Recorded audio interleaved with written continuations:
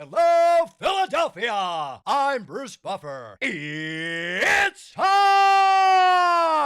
for the Anthony Gorgano Show! Good morning, good morning, good morning, good morning. Happy Monday. It's the NCAA Championship Final. What a Monday morning. Rainy. I ain't going to tell you. I don't know about you guys, but it's one of those days where you go, I want to stay in bed. It was one of those, it's freaking cold. It's rainy, wet, nasty out. It's one of those days. I'm glad we got a little hoop final tonight. Oh, man, it's awful out there. So if you can stay home, stay home. Anthony Gargano Show presented by TrueMark Financial Credit Union. TrueMark.com/PHLY for the credit union difference. What a weekend. The Shohei Showdown.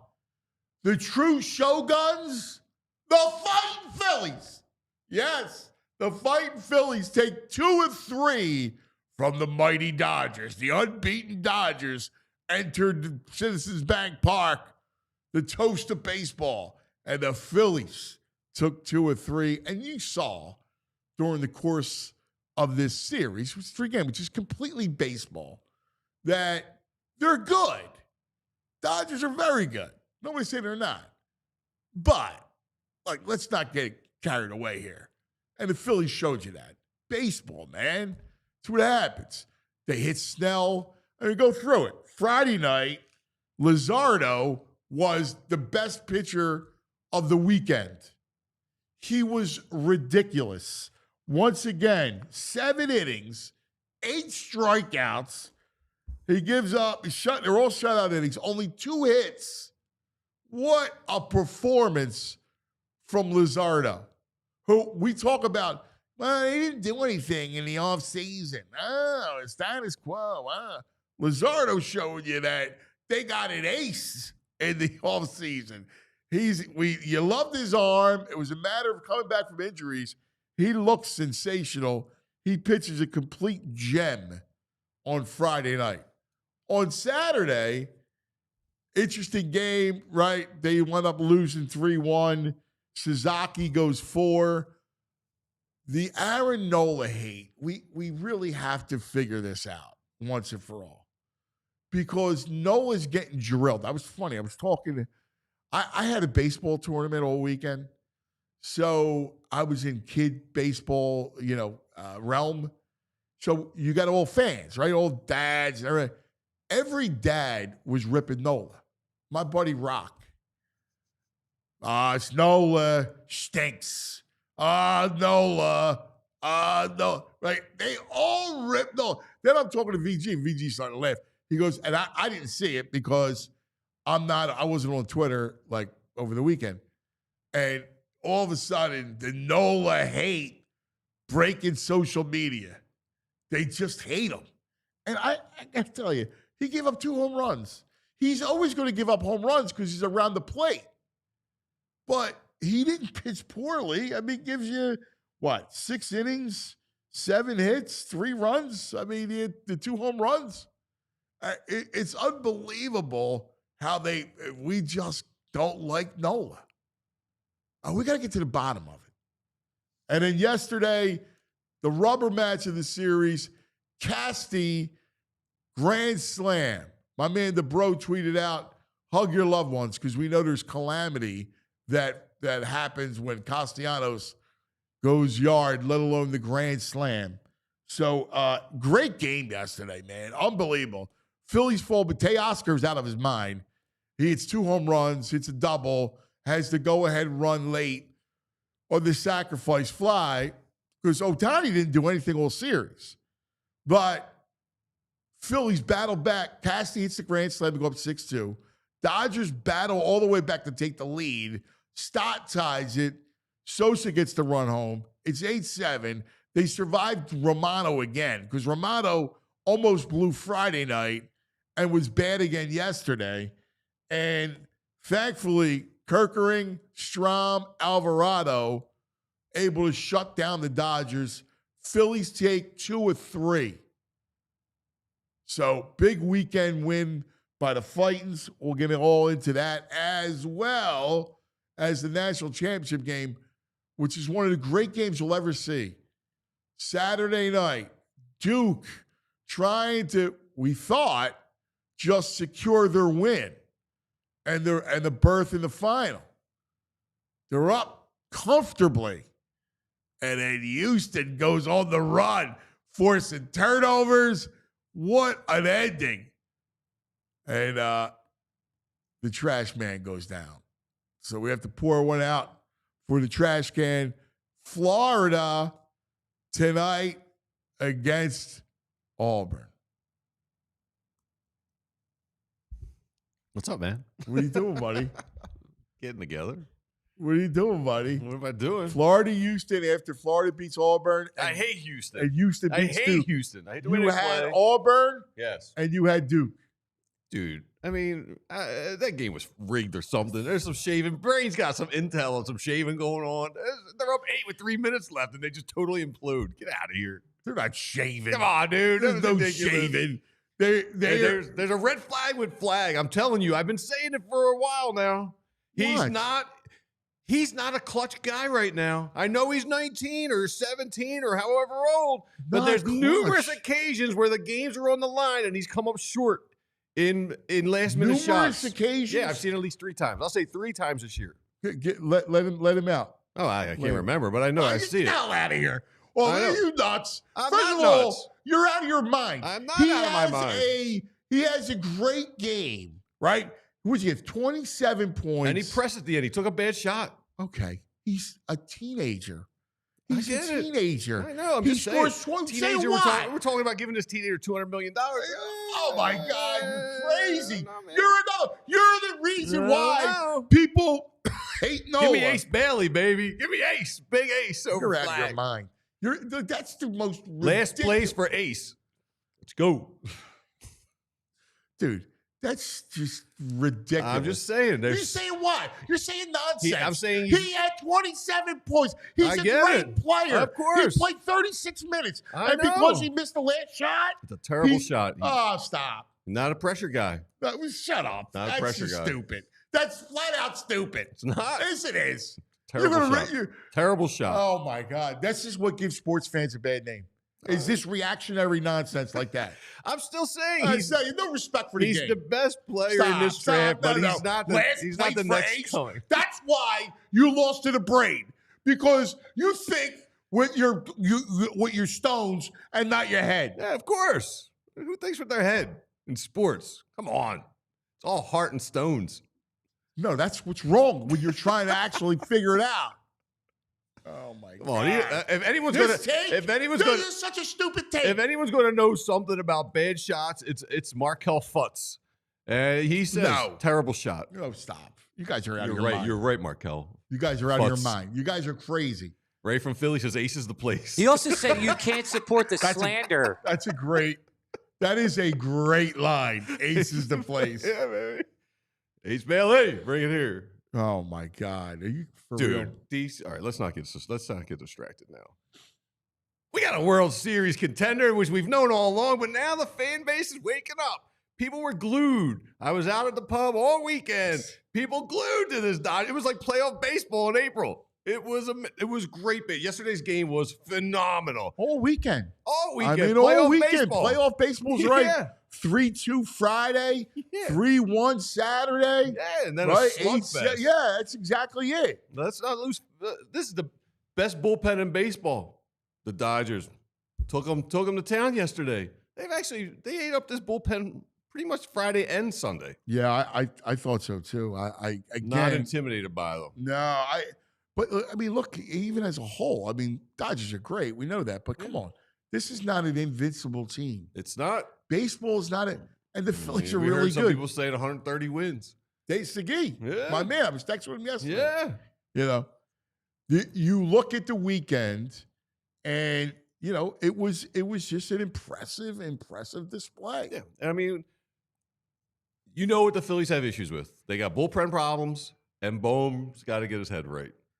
Other than that, I mean, we knew that going in. Well, That's yeah, gonna be the issue. Romano problems. That's the that. Dude, what is wrong with him? I don't know. He looks dude. crazy on the mound. He's all herky. He's talking to himself. His hair's all nuts. I know. He looks like they just nobody's gonna remember this reference except you. Yeah, because we're old. But you remember the show Taxi? Yeah, he's Jim Ignatowski. Yeah, yes, dude. Like, what's he saying on the mound to himself out there? I mean, he's talking to himself. He looks insane. He looks insane out there. And by the way, he scares you to death. Oh, he's got, not only does he have no velocity, he's got no command right now. No command whatsoever. No. But thankfully, what you have is Alvarado. Yeah. All right. Yeah.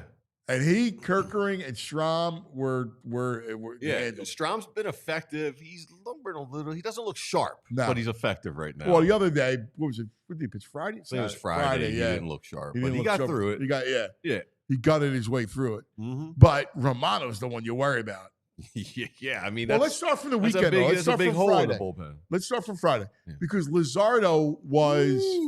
Luzardo's amazing, dude. His stuff's ridiculous, man. I mean, that's the whole thing. If he's healthy, he's a stud. He's had issues, so hopefully he's healthy. He's your number 2. Yes, he is. His stuff is crazy. He's better than Noel. He's better than Sanchez. Yes, Sanchez is close. Sanchez is close. Luzardo was. Nah, I know Luzardo's got an elite arm. I mean, yeah. I mean, we gave up a real legit prospect for him because he's a elite arm. I mean, he's amazing, right? So you win Friday. Nola did not pitch poorly on He Saturday. gave up 3 runs to this lineup. 2 home runs. 2 home runs.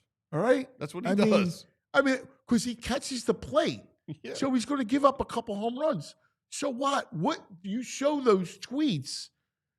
You got all the tweets. You were telling me the story. I know from the dads, where I was at these tournaments, they were all like, Nola, they hate Nola. What is it about him that people don't like? Because actually, all he does is pitch well. I guess it's the home runs. Because if he makes a mistake, it's a bomb. Okay, well, you know that about him. Pitchers make mistakes. And he's getting paid great money, but he's not getting paid ace money in the scheme of the world out there. What's the chat saying? Like, who are the biggest Nola haters? I need to know why. What is it? Why all the guy does is give you a good. My buddy Boo's the same way. Nola, I hate Nola. Yeah, and Nola is batting practice, worst contract in history. Bobby Cash Sports Card said that. Why? Alec Bohm believer. Well, he believes in Bohm, but he says Nola is bleeping shoit. Sweet. Here we go. John Kruk 215 says Aaron Nola's serving meatballs since 2015. Oh my God. Death taxes and hanging Aaron Nola curveball set in the orbit. Calling him long ball Nola. I'll take 2025 Roger Clemens over Nola. 2025 Roger Clemens. Come on. I mean, everybody's insane. We got Fred in the chat saying he's a 4. And there's a lot He's not worse a 4s. 4. He's not a 4. He's not a 4. He's Freddie. a strong 3, and on some teams a 2. Oh my God, Freddie, he's not a 4. I mean, how many guys give you the last 4 years? Actually, 6 of the last 7. 33 starts, 32 starts, 32 starts, 12 starts, 34 starts, 33 starts. Yeah. And his ERA is always like sub 3.5. Yes. I mean, I don't know what more you want. He consistent. I mean, I don't understand. He's not Kyle Gibson out there eating up innings. No. And here it is. Like last year, he gives you 199 and a third innings, right? Mm-hmm. And he gives up 189 hits. Less than a hit in an inning, right? Yeah. The year before, 193, and he gives up 178 hits. Yeah, well, 100 of those hits are home runs. And the year before that, 205 innings, 168 hits. No. I mean, come on. He's a strikeout guy. I know he didn't have strikeouts this weekend. I'm telling you, again, he's Wheeler, yeah. right? But I just don't understand the hate. I don't get it myself. I think he is what he is. He's a dog. We love dog mentality. He comes out, he pitches, and he's decent. He's effective. That's all. I was hammering JT. Yo, JT's throw out of Ohtani. Well, JT's got it. JT's still got the cannon. I mean, he wins the game for him Friday night. Yes, I know. He threw two guys out. I know. When do you see that happen? Ohtani has troubles playing here. He does. He struggles in Philadelphia. He does. He does struggle. Oh, yeah. Look at that cannon. Oh, yeah. JT does. He's got a great arm. Yeah. But Ohtani, you bring up a great point. This is not a friendly place for him. No, it's not. I don't know. I like it. Yeah, I love it. I mean, he's got 12 games Phillies he's played are here. I think he's got 2 home runs in 12 games. Philadelphia's is Godzilla. He's 1 of 11 this weekend. 5 keys. I know. He looked horrible. Sanchez struck about 3 times. I know. He's got his lowest OPS against the Phillies over any other league. Oh, I love it. Show no Blotani. Hey, and Kevin Long in the approach. I mean, now we're 3 series in. We played a real team with real pitchers, real bullpen. They're 4th most walks. They got the 5th fewest strikeouts. They're 3rd in on-base percentage. I mean, there's a change in the approach. They're taking pitches. Well, yeah, I agree with that. It's been pretty noticeable, their approach. They have been, I think, more patient. Yeah. Trey threw a great walk this weekend. Listen, Turner looks good. Mm-hmm. Yeah, the average like 265. It'll come up, but his on base is high, and he's looking fast on the base pad. He is. Yeah, and that's really all I want. Yeah. In a day of average, in this day and age, 265 is 300 back in the day. You know? I hate this day off, and then we get Wheeler Sale tomorrow. Ooh. I mean, you know. Let's go. The Braves are 1-8. Yes. Let's go home. Is this their opening day? I don't know if this is their opening day or not. I don't know if they've played a home series yet. So I know they were on the road. Maybe they did, but either way. 1-8. 1-8, buddy. Put our foot on the throat a little bit. I like it. We take 2 or 3. That'd be nice. Yeah. Listen, I got to tell you, I feel great about them. Just it was a fun weekend. I'm glad you said it, but it was completely a blast of a weekend. Yeah. Felt like baseball season started. I don't remember. Like, if you go to a big sports bar like PHLY, but a lot of the smaller local neighborhood bars, especially a Friday night, they don't really put the volume on games unless they're playoff games. They had Phillies volume on in the bars. Like, it was a playoff game. It was a great They had Phillies volume on? Volume was up in the bars, during the games. No jukebox making money. They were like, we're gonna watch the Phils. We're gonna have the volume on because I think people realized the magnitude of this. This was a real barometer. Because people were a little like, they didn't do much. But once they come out and they take 2 or 3 of the hottest team in baseball with the craziest roster and payroll we've ever seen, I mean, it's something to be said, man. Yeah, I think you're right. Phils are legit. Yeah, now everyone knows it. I think you're right. All right, let's take care of some business. Got lots to do today. As always, Z Berm's going to join us at 10. All right. To go over a little Eagles thing. We'll talk some of the tournament tonight. Brain will be with us to give us a pick. I got a little football video. I want you and Z Berm to break down for me. It'd be great together. All right. Well, and Tyler, the bot, is going to join us to talk some Phillies. Start the show because it was so much fun, man. It was a lot. It was a great Phillies weekend. Speaking of that, Ace. Yeah, Ace Bailey's the place. Tell us about Ace. So is Ace Hardware Home Services. You know them from the stores. Well, now they're coming to your house and taking all the stress and worry out of these annoying home repairs. So if you got something like a leaky pipe going on at Ace Hardware Home Services, they're around the block with the vans and the tools and everything you need to fix it, including the right person to do the fixing, which is so important. That's the most important thing. It's hard to find people who are reputable that you can trust to do the fixing, and Ace has got it hooked up. So if you got an air conditioning issue you need to get resolved before the heat comes, they got people for that. If you got a faucet, you said you fixed last fall and it's still dripping, they got a person for that too, because now they're not just the helpful hardware folks. They're also the helpful home service and repair folks. From plumbing to heating and cooling, they've got trusted pros to keep your house humming all year long. Ace Hardware Home Services, they're bringing the helpful home, the helpful you'll love from the store right now to your front door. Visit Ace Hardware Home Services online at www.acehardwarehomeservices.com and get started on that next project with some people you can trust. Ace Hardware Home Services. All right, let's talk about Parks Casino. All right. Man, oh man, oh man, oh man. We got this game tonight's going to be incredible. 850. Florida's a 1-point favorite. I like Florida. I like Florida too. I hate Houston. I like Florida too. I don't know how Houston, and we'll ask the brain this, but I don't know how Houston recovers from that game. Like, that was such a big win to then put it. It's like a peak in a valley, like an emotional, exhausted. Yeah, I mean, like, you slayed Duke. Yeah. Now you got to turn around in 48 hours, right? Less than 48 hours, and go beat Florida. I think it's too much. I agree. I think it's a lot. I like Florida. Total's 141. I could see it. It seems high, 141. That would lean Florida to me, I think. You know? BetPark Sportsbook Online Casino has you covered. So whether your team wins or not, there's always another way to win on the app, right? It's the only app we'll ever use and recommend. You got live dealer blackjack, roulette, craps, you name it, plus all the hot online slots based on the movies like Rocky and Goonies. Play your favorite hot online slots like Cash Eruption, 88 Futures. What do you like, Betty the Yeti? Yeah, Betty the Yeti's cool. I like Artie the Aardvark. Yeah. Or the armadillo. Artie the armadillo. Yeah. I mean, you got all kinds of crazy, fun stuff. Yeah. New users get up to $1,000 casino bonus back if you're down the first 24 hours. BetParks.com has all the details.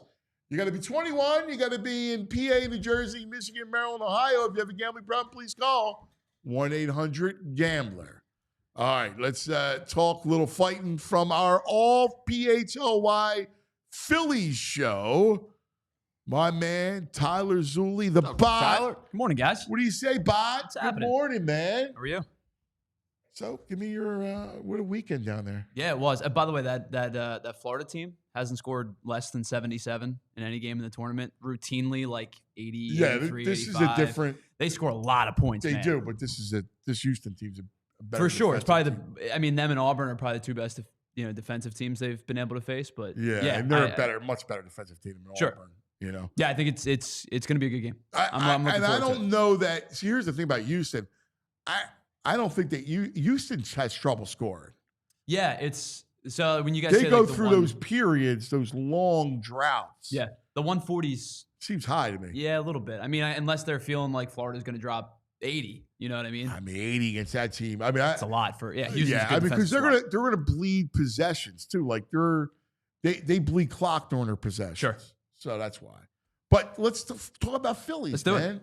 All right, what was your overall takeaway from the weekend? Yeah, I mean, it's hard to like overstate an April series, but it felt there was a vibe to the weekend. There was a buzz to the weekend that felt more like a September series than an April series. And I think it's 3 games over the course of 162, but to be able to take a series win over a team that you're likely going to be battling for seeding conversation, I think is important, right? Because last year they won the series against the Dodgers. I think it was 5-1, and they win this one 2-1. If they get another one, later in the year, you hold that tiebreaker. Now, I think the Dodgers inevitably will probably win more games than they do, but if it comes down to it, I think that's important. So I think there's merit to a April series win when you kind of confident in that regard. You know what I mean? Because it's games 7, 8, and 9 of 162. But it was a fun weekend. Yeah. And I guess the way I look at it more is it's a chance for a statement. Sure. And, I mean, I know it's early, but it's statement. Statement comes when it comes, right? Like you got Phillies, Dodgers. They're the 2 best teams in the National League along with San Diego. Mm-hmm. And so this was hey, let's see. Let's see what happened. And Dodgers are unbeaten. Yep. They carried a mystique, right? I don't care if it's early. They're coming in with a mystique. And VG's point should not be overlooked. The Ohtani factor. He struggles here. He one hit this weekend. And I think John Kruk brought it up on the broadcast a couple of times where he was like, he's spinning out of his shoes. And Ohtani violently swings. And when I say violent, I don't mean it's like out of it's not a bad swing. He just swings hard. He's in like the 98th percentile of average bat speed. This weekend, he looked like he was swinging out of his shoes a little bit. That was weird to me. It was kind of uncharacteristic. But he also faced like the two good worst lefties. matchups, right? Yeah. Like Luzardo and Sanchez are horrible matchups, which is another advantage Phillies. Yeah, I think that Luzardo to me is like the selling point of the weekend because he was really good against Washington. And it was like, all right, let's see what he does against this potent Dodgers lineup. That guy's just got juice, man. Oh, yeah. Like, you saw it when he struck out, I forget who he struck out to end the seventh, but it was his final pitch of the night. And he, a couple guys on, and you could just see the emotion, like, left his body, and he fist pumped, and he went nuts. And this dude is like, they talk about him, he's like this calm demeanor guy, and he says, when I put on the goggles, I'm not Jesus anymore. I'm somebody different. And my goodness, man, through the first two starts, his stuff has been electric. Dude, I mean, it wasn't just shadows, right? Because Friday night there were no shadows, and that's a ridiculous lineup. I love Luzardo. I have to tell you, I think that was such a great signing. It's such a great. He's got such a live arm. He's so good. Yeah, and I think what he does when you brought him in, the thought was like, all right, Rangers' final year, he becomes an unrestricted free agent. Are they willing to pay the money? You're kind of getting another lefty until you get to having another starter. Well, you also don't know what Ranger is because he's always hurt, right? Like you can't count on him. Sure. I was one of the thought processes. Well, we got Painter, but he's coming off of the Tommy John, right? So we don't know how much he's going to give us. Bringing in Luzardo was they were able to slow play him, and what you get from him is like a great trade deadline acquisition. I think the slow play is important because Ranger, he can take his time now, get healthy. There's no rush to bring him back right now. They're loaded right now. Yeah. Yeah, he what he provides them, not just like from a stability standpoint, but from like because last year was injured and the velocity was down, the stuff was just not there. And you've seen it in the first two starts. The velo's back up, not just on the fast, because that's what we always talk about, a fastball velo, but like the sweeper velo, the sweeper's a new pitch, but the slider velo's up, the changeup velo's up. And I think he's just been so poised in his first two starts where it doesn't look like he is bouncing back from a pretty significant injury. He just looks like he's taking the ball and commanding the mound. Yeah, he's completely dialed in right now. For sure. He really is. Let's go to Saturday, or we'll save. Let's stay with the rotation, and then I want to get to the bullpen. But I do want to talk about Nola with you, and you're a bot, right? I tease you about being a bot, which I like. Like I say that as a compliment because it's not this emotional craziness. Like there's something about Nola that drives people insane. I mean, my buddy Coach Jim just says, Nola's, we got to take him for what he is. And he's right. Like, he gives you quality starts. Like, again, he's a 2B is what he is. At least and he's going in the other direction. Like, there's no doubt. Like, he's trending closer to 3 than he is to the 2 that he's been over his career. Yeah. But I was saying, But I don't even know. Like, let's see what happens and how the season progresses. But he gave up 2 home runs, and that was it. Yeah, I use 2020 as the sample size because 2020 is the year they brought Zach Wheeler in, and he established himself as the ace of the staff, right? Since 2020, Aaron Nola has the second most starts of active pitchers. Only Dylan Cease has more. He has the most innings pitched, and he has the second most strikeouts. I think only Corbin Burns has more. I understand the home run thing is what drives people nuts. I think it was 32 home runs last year. It's 4 in the first 2 games. He's going to give up. He's going to give up 30 in the 30s. Sure. That's what he does. And if he limits a bulk of them to solos, then I live with it because that's the pitcher that Aaron Nola is. It's when it's 2 and 3 run home runs that change the dynamic of the game. That's where people get frustrated. But I think if you've got a guy who's going to give you a 3.6 ERA over 200, close to 200 innings, and he's going to take the ball every 5th day.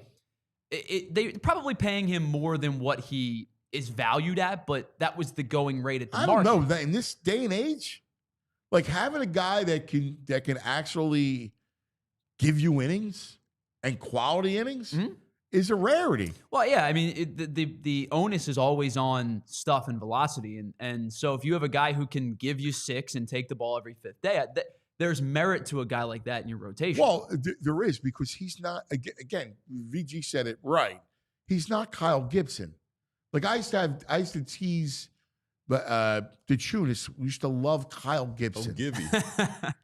And he used to love him. I'm like, he stinks. Like Kyle Gibson stinks. Like he's going to blow up. He'll keep you in a handful of games and then blow up a handful of games. Noah's not doing that. There's a difference between an innings eater and a guy who's going to be able to be available. Like you bring up Kyle Gibson. The one guy I always used to use, and he just retired, was Lance Lynn. Yeah. Lance Lynn stunk. Yeah. But Lance Lynn took the ball every 5th day and was going to give you 5 or 6 innings. Yeah, and his ERA was always close to 4 and 8. Does that, like, I don't want that. You know, that's a guy you have on a bridge team, right? Right. Like a Kyle Gibson was, right? You needed a guy to go out and take the ball. Aaron Nola is not that. Aaron Nola is a plus pitcher compared to that. You know, and I don't get it, Ty. I honestly, I don't get all the hate. Like, I'm not, again, looking at it objectively, obviously he's not Wheeler, right? Like, nobody's saying that. How many guys in the league are well, like that's 3? the point, right? Like, that's what, like, honestly, at this point, I don't know. I have to see how the season goes. But if I'm going to start in a division series and have 3 starters, not like in a 5-game series, not a 7-game series, I don't know if he gets the ball. I might go Sanchez. Yeah, like, I mean, I don't know. I think it's, especially if you want to split righty-lefty, you're talking about he's not getting the ball till game 3. Right. So the Sanchez numbers of he's been better at home throughout the course of his career are real. Yeah. And so maybe if they are the home team, if they win the NL East and they're hosting the DS, maybe you do go to Sanchez in game 2. It's just a matter, like, I need to see the season play out. But sure. My only point is, yeah, like, it would be in question.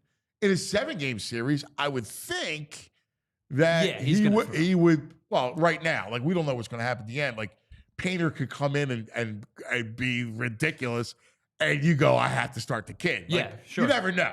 But my only point is, you know what you're getting from Nola. Like, assuming he doesn't just fall off the table, which I don't think he will. And I think Aaron Nola has been pretty well documented that he likes pitching in heat. He's a warm game pitcher where you might see him over the course of late May, early June run a 4-game stretch where he goes 28 innings over 4 games and gives up 4 earned runs. I've seen it. Right. We've watched him do that before. And then, you know, the ERA is going to come down and people are going to go, okay, that's the Aaron Nola that we expect. And then he's going to have a game where he serves up 3 home runs and, you know. You say, like, his average salary on this new contract is $24.5 million.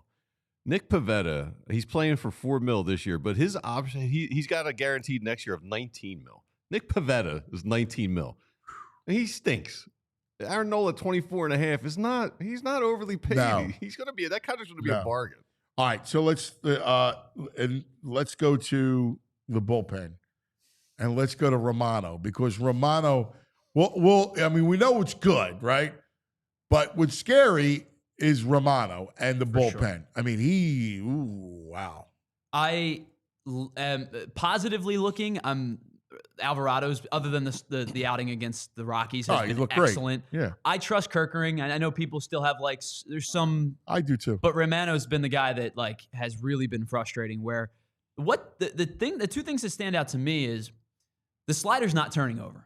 The slider's flat and it's not turning over, and so he's not throwing it for strikes, or he's not throwing strikes. He's falling behind in a lot of counts, and then he's forced to throw it over the plate, like you saw on the ball that he gave up yesterday. That was a hanging slider that just got crushed. And so his slider's not turning over. And then the other thing to me that's become really frustrating, especially in these close games, he has zero ability to hold runners on. No, at all. No. He's not even looking at them. You saw it Friday night. As soon as he got in the game, it was turnstile. Yeah, let's go. The green light to steal immediately hits. And this, my biggest problem with righty relievers who can't hold runners on, because Kimbrel did it too. Kimbrel refused to hold runners on. And when you are playing in a shot clock era, like you only have so much space to be able to hold runners on before you got to deliver, right? Especially with the two disengagements. He's not even looking. He's No. not changing his No, cadence. that's why the minute He's not the taking Bucks- a second look. the book's out on him, right? Like, so the minute he's in the game, they're going to go. Yeah, for sure. What scares you in bringing him in with guys on? Oh, yeah, you're just giving up bases. He is probably going to work himself down to like a 7th inning role in the next couple of weeks. Because How'd that work out yesterday? Well, right, and that that one was to 7th me, inning. and I'll be honest with you guys, that one to me was more on Rob Thompson's decision making than it was entirely on Romano, because he used Jose Ruiz for the final out in the 6th. And if you don't want to bring Ruiz back, that's totally fine. But in a high leverage situation, to me, I'm going to Kerkering in that spot. Because and you and I disagree on the closer setup role guy. Like, I'm a high leverage guy. And then the most important 3 outs in that scenario yesterday were the 7th inning. Well, he went with your philosophy. Well, and so what I'm saying is I would have used Kerkering in that spot. And I know that like you got to worry about the 8th inning later. No, but we argue about the closer. He went your route. Well, Romano is the closer. So he fair. saw the 7th inning and went, that's the high leverage spot. I'm going to bring in Romano. So in the next couple of weeks. I like closers in the 9th inning because when you move them, they're creatures of habit and they freak out. And closers are head cases, right? Like I totally agree with you on that one. So that's why again, we agree that we both would have went Kerkering, Mm-hmm. but for different reasons. well, right? because you know what you're doing. Like, I give you Sure. And that's why, to me, like the investment in the bullpen down the stretch, and this is 4 months out, but I think that there's a likelihood that they'll go get a high leverage guy and maybe a 7th or 8th inning guy versus getting a true closer. If they were to acquire somebody else, that would be my bet, is they go and get like a dude. The leverage, the whole thing is closers and leverage guys. Like they should be one and the same. They should be 100%. Right? Like your leverage guys are leverage guys. Like he's a guy that you feel comfortable in tight situations. Mm-hmm. It's not, though. There's something about the 9th inning and closers. Like, I know it's high leverage and closers. It feels the same, but it should be that mentality in 9th inning. But listen, it should. What's your tinker with that? I wouldn't use my closer in the 7th. I believe in I covered Mariano Rivera, right? So the ultimate closer. I'm like 5 out, Mr. 5 out save. Like, but there's not a lot of guys out there. I completely concede, and Romano's not that guy. So I get it. My only point to you is if I can trust the guy's high leverage, then he should be able to close out the game. So I think I agree with you on that statement. I think if you can get out to otherwise the closer's not worth a damn if he could only pitch the 9th inning. I think a high leverage guy can pitch the 9th. It's the problem of the closers pitching the 7th. Well, if he's your best pitcher, right? For some reason, it's weird though. It doesn't. I mean, it never works. So, like when you bring the 9th inning guy to the 7th, and he did it yesterday. Like for example, last year in that spot, who to me Rob Thompson would have gone to Hoffman. Yeah. Right. And Hoffman probably wasn't the closer, but like got some closer. They didn't really have a true closer last year. In that spot, he would have gone to Hoffman. See, it all depends on, to me. I like the idea of 7th, 8th, 9th, right? Like the bridge to Lidge type thing.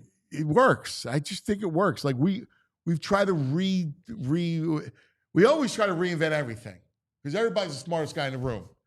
And instead of just going, all right, well, this role, guys appreciate roles. Yeah, I think so. I think there's definitely merit to it. Don't get me wrong. I think if you're going to do the high leverage thing, you have to have 3 or 4 guys who are committed to the bit. Like the one that I always bring up was the 16 Guardians team, where they had like 3 or 4 dudes who could close, but they all felt comfortable 7th, 8th, 9th. Miller from the left rare, side. Man. Like right. It was a great bullpen. The Royals had a bullpen like that. Dude, that's rare. You have to be committed to the bit to understand my number might get called in the 7th or in the 9th. That's why I don't do it. That's why it's so much easier. Kirkland's my 7th. 8th inning is either. I'll be honest with you. I'm ready to give the closure job to Alvarado. I want that so bad. I think I just want the chaos of it. Yeah. If you're going to name a guy, it's going to be him. The stuff it's the best stuff in the bullpen. Exactly. Close. Exactly. And then Romano really should be an 8th inning guy. To me, the guy that I trust, and I know people he gets into some jams sometimes, but the guy that I trust inherently in that bullpen for 2 years now is Matt Strom. Yeah. I mean, he's because he's just 91 and he's just attacks you and he trusts his stuff, and it's not crazy velo, it's not like wipeout slider, but he's a guy that just trusts himself and knows how to pitch. Yeah, he does. I agree with that statement. I do. All right. Overall, bats wise, how'd you feel about the lineup? Yeah, I mean, obviously the first night against Yamamoto, they struggled against the starter again. But I thought they did a good job in not chasing the splitter on Friday night. Like, he threw it 13 times out of the zone, below the zone, and 10 of them they took for balls, which the plate discipline's been much better. The timely hitting has not come in spots against starters. They've struggled a little bit at spots with, they've hit into a couple double plays in big spots. Kepler's hit into a couple double plays. JT did as well. But they're finding ways to win. Mm-hmm. And last night, they go up big, the Castellanos grand slam, but their plate approach yesterday, they just sat and waited out Glasnow. And then they sat and waited out Luis Garcia. That was the thing I thought I took the most. VG brought up their patience earlier, and we talked about it. But that was heartening, man. Like, they took care of Glasnow. Like, they were patient against him. He melted down. He did. He melted down. He couldn't throw a strike. He did. Tyler Glasnow couldn't throw a strike. Listen, CBP is in horrors for the Dodgers. Like, I'll be honest with you. I think the Phillies beat the Dodgers, right? They in the playoffs. You've seen it during the last era. They're going to beat him again. It's 4 straight series now. The Phillies have beaten the Dodgers. They may lose to Arizona, but they're going to beat. Exactly. Right. But they'll beat the Dodgers. Yeah. Glasnow yesterday threw 60 pitches. He threw 28 strikes. Yeah. They sat and waited him out, and he walked the bases loaded, and then Vestia comes in and serves up a meatball. Yeah. And Casti goes and gets it. But they walked, 11 times yesterday? Yeah. Their chase rate's down in the low 20s, which for them is oh my God, sensational. Yeah.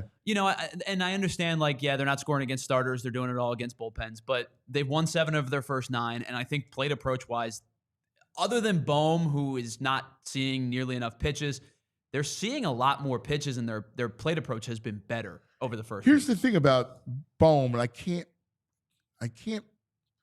kill him for it because he's getting good pitches to hit. Yeah, so sure, right? He's look where he's ambush hitting. Hitter. And look where he's hitting.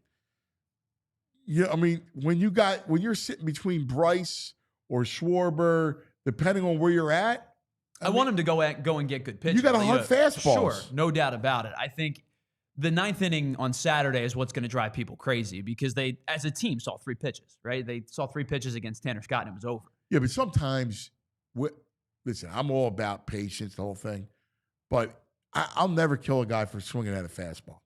Oh, yeah, and if you get a fastball on a spot, go after it. No, I totally agree. I mean, I think that there's time and place to because that's real.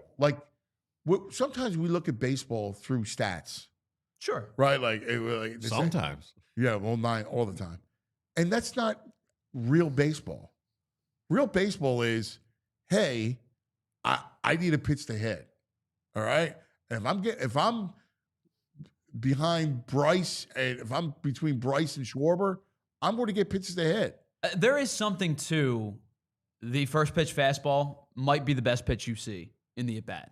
Because especially if it's a get-me-over fastball, they're going to then start. Point. They're going to they're going to go slider down and away. They're going to go change up. I totally don't disagree with that.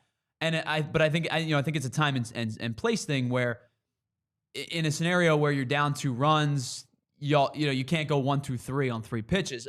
But I don't disagree if there's a spot where you get something middle in, turn on. You're sure. just going to take for the sake of taking?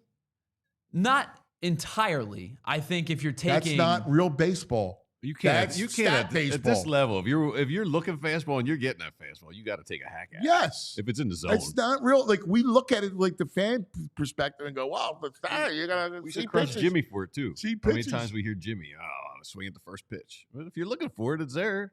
I have no problem doing it. Got to get the barrel on it. That's real baseball. But I think the outcome plays a factor too. And I'm not talking about, hit versus out. You hit the ball hard, it's hit right at somebody, good swing. You pop it up to shoot, it's a pop up to the shortstop. That's where somebody's got a problem. Yeah, we'll disagree here because I again, I think it's a lot. I think it's a lot harder than when we make it out. I'm sorry. Hitting's freaking hard. That's what I'm saying. Like you get a. It's about how many pitches you're going to get. You can see, and that you can hit.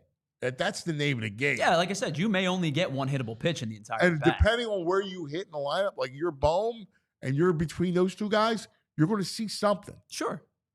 Yeah. And if you're sitting on it, you know. And you should go after. If you're sitting on first pitch fastball and you get it, you should go after it. There's no doubt in my mind. All right, you're Mr. Penn State.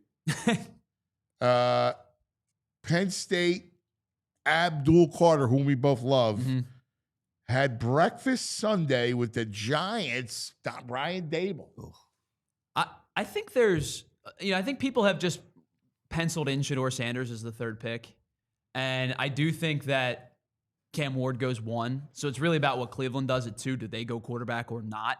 If they take Shedeur Sanders, to me, you want the best player available at that point because you're not taking a quarterback at 3 after those two guys are gone. I know you're a Jackson Dart guy, right? I am. I don't take Sanders. But I don't think he goes I don't like 3, Sanders. Right? No. No, first of all, I love Carter.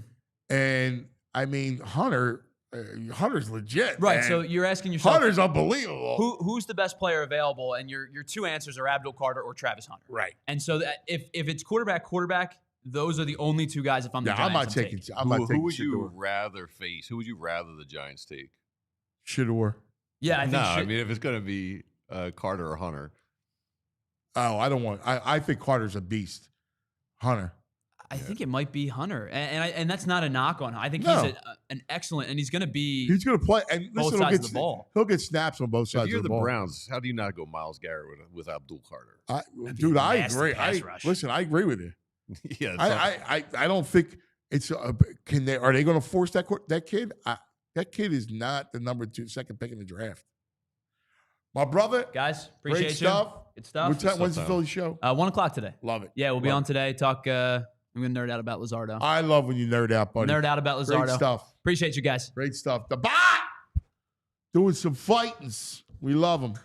All right, now joining us. No, he's gonna be gloating. Here he comes.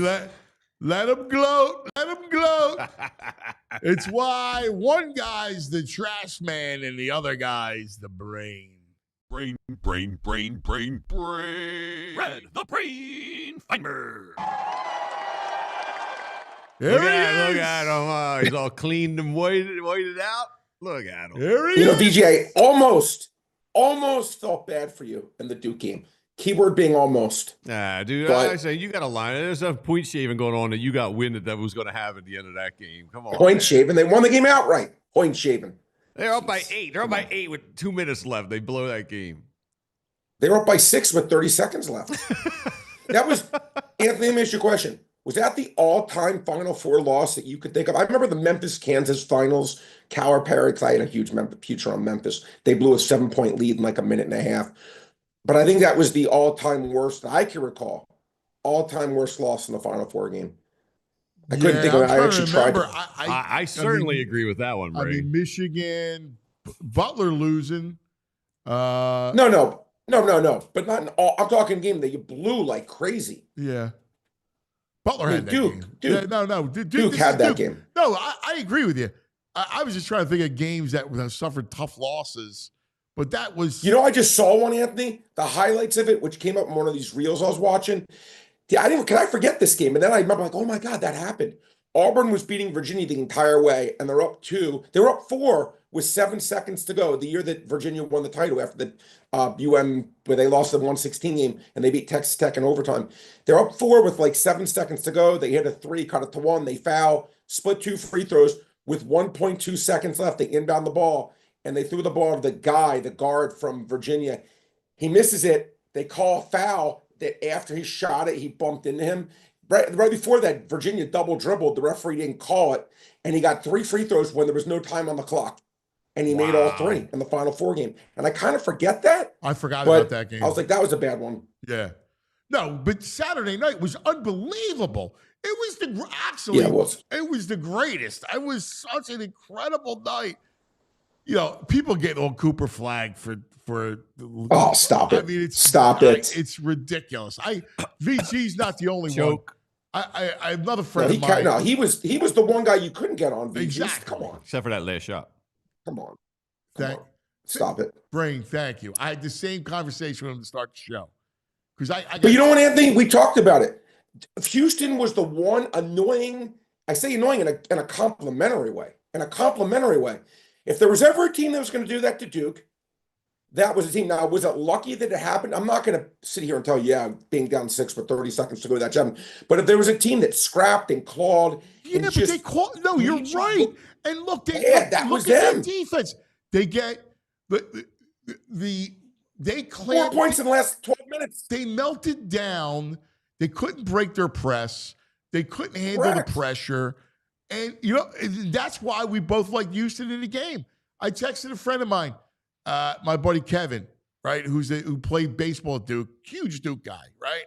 Oh, I go, Kev, this is the one game that I'm worried about for you. He goes, well, it's the Final Four. Of course it's going to be. I went, no. I said, you know what I'm talking about. The matchup in this game is worse than any other matchup you can have. Whether you play Florida, Auburn, whatever it is, Duke rolls Florida, Duke rolls Auburn. Houston's the one matchup, and you said it early. You said it to me on Monday last week. Styles make fights. Yeah, that's what they do. Yeah, look, Anthony, Duke clearly has the more talented team. No one's arguing that. But you know what, man? And again, I say it as a compliment. Houston is just, they're an annoying team to go against. And that's like, say it again.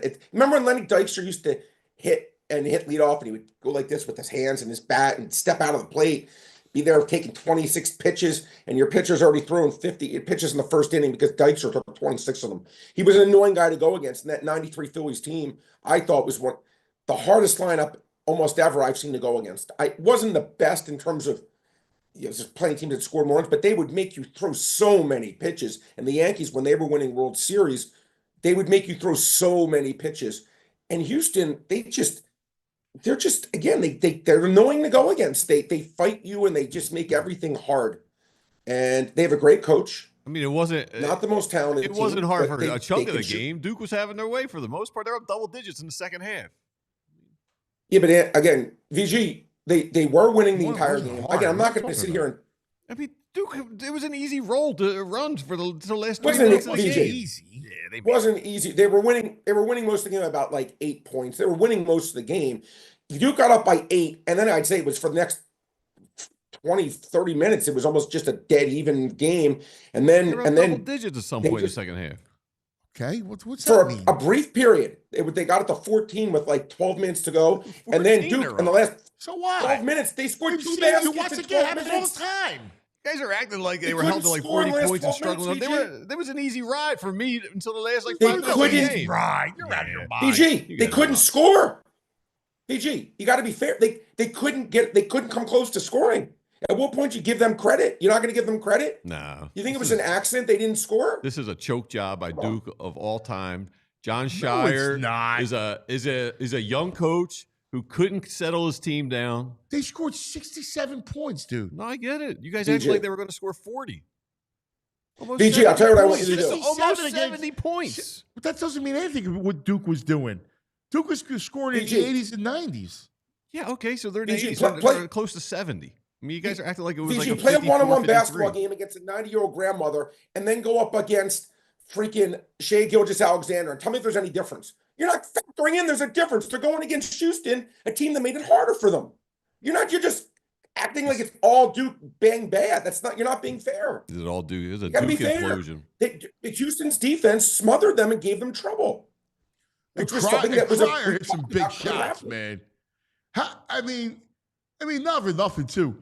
How about some of the clutch shots that Houston made, man? Give them a lot of credit. Look, Duke is, in my opinion, clearly the better team. But yeah, Anthony, you talk about styles. I thought the game would be close with the 5 points. I'm not apologizing for that. Now, if you were Duke with the money line, I will admit that was a vicious beat.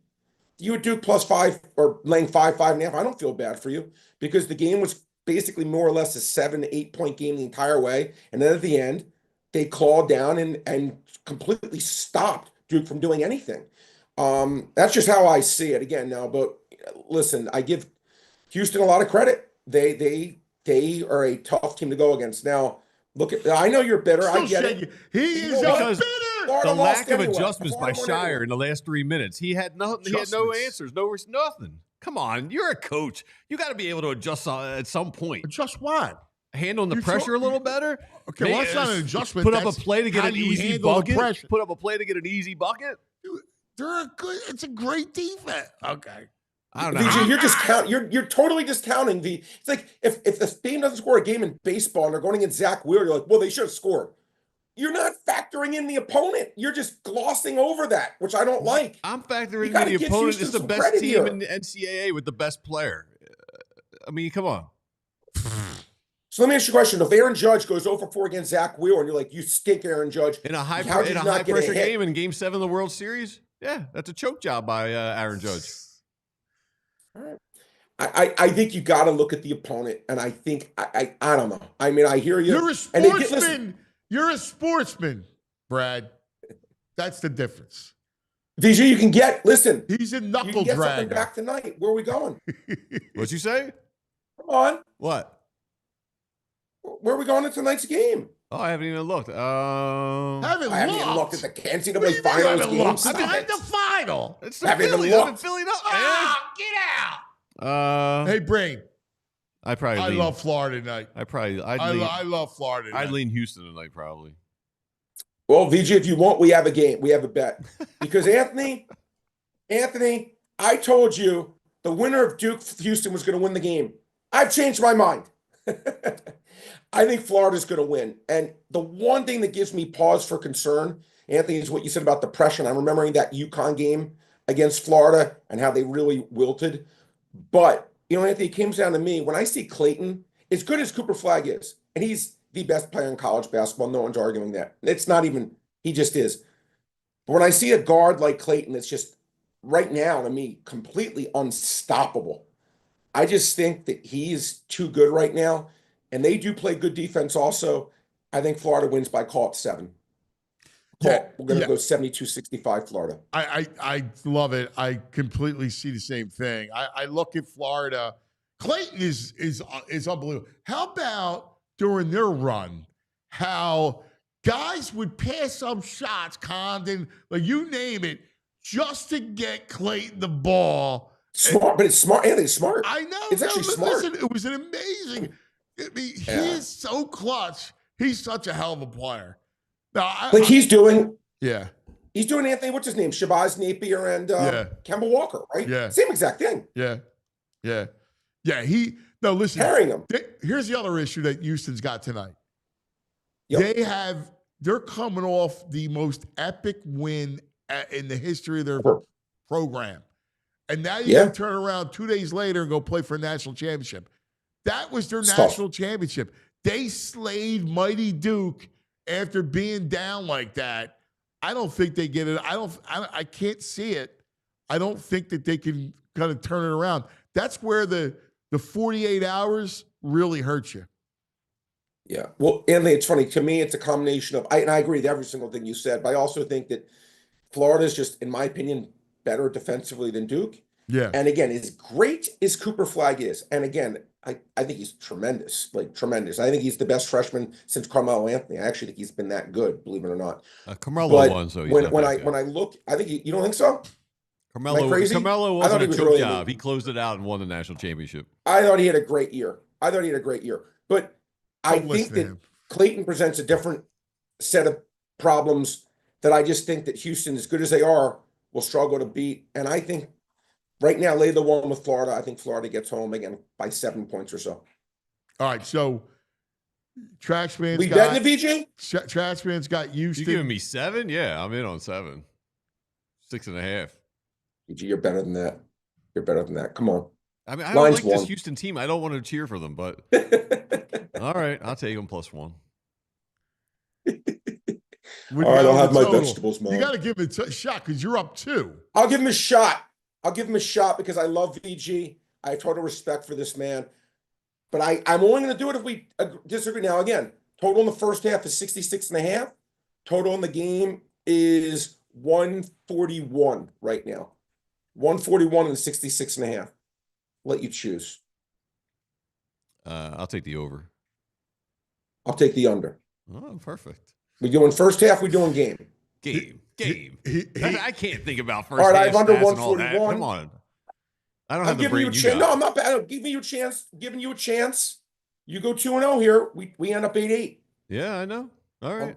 All right. I All got right. the I'm gonna over. go. I'm going under, and I actually do like the under, by the way. I do think this game goes under, by the way. I And I like said under in the under first half a little earlier better. today too. I like the under. So I think Houston's going to struggle to score. Yeah. I do.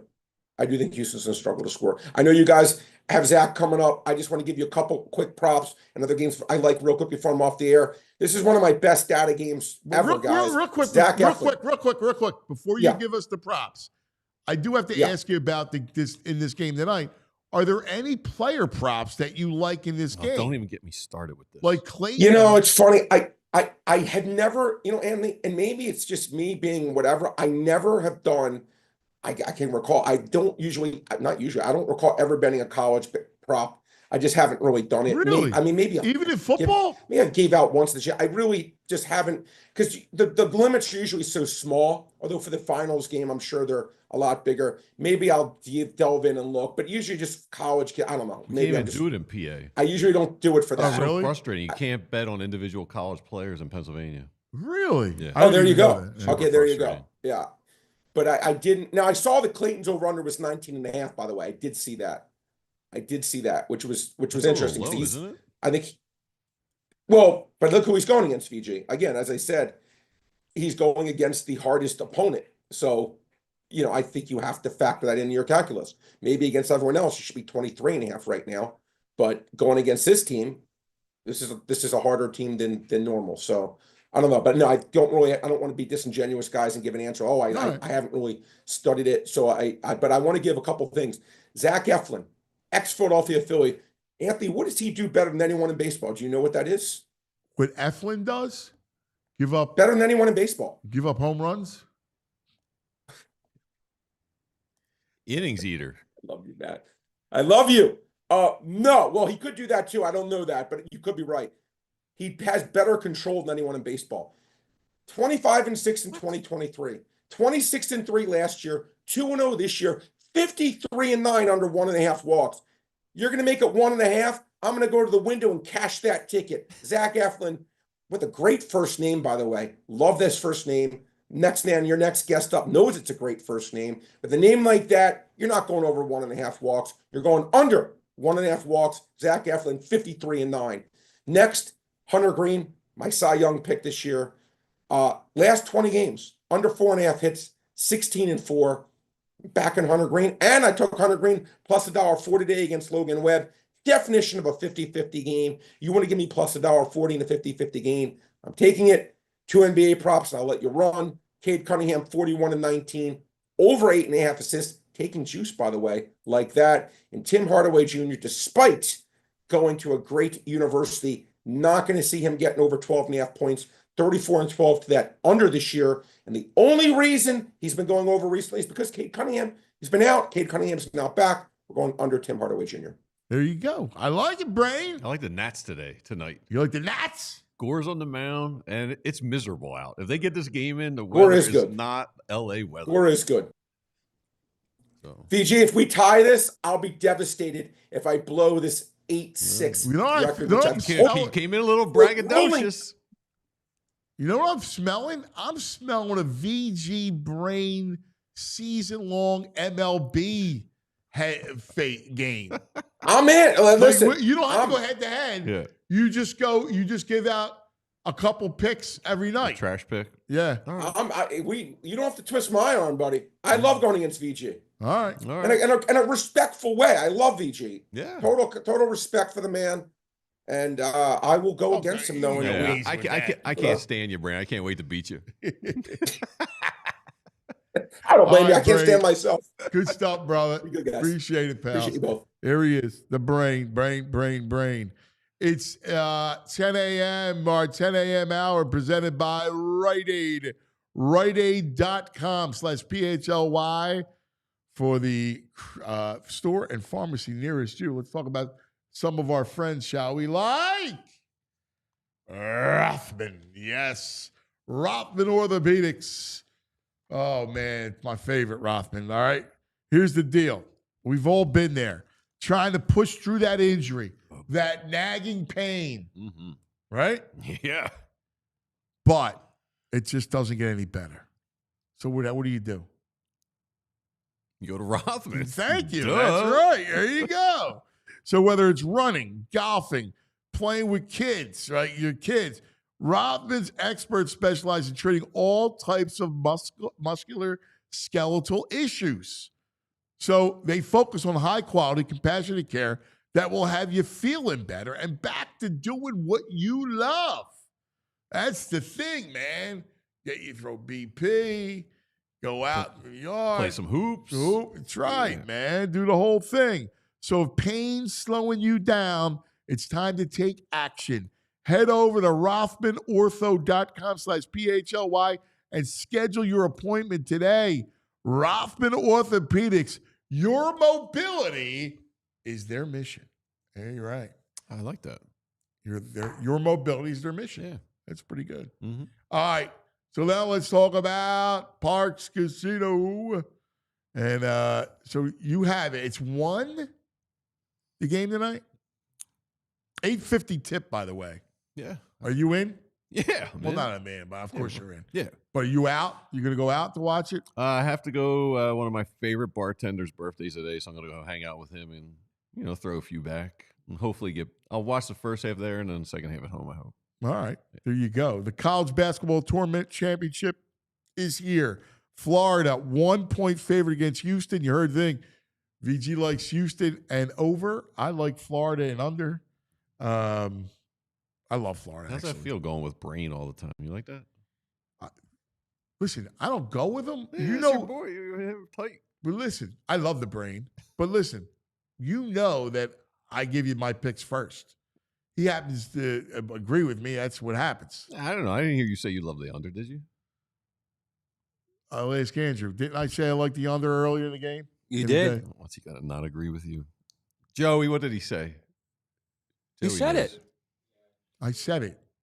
Just because you got no brain cells left and you don't pay attention. Oh, hey, I'm doing some mushroom powders, like regular mushrooms for Brain. I just ordered off Amazon.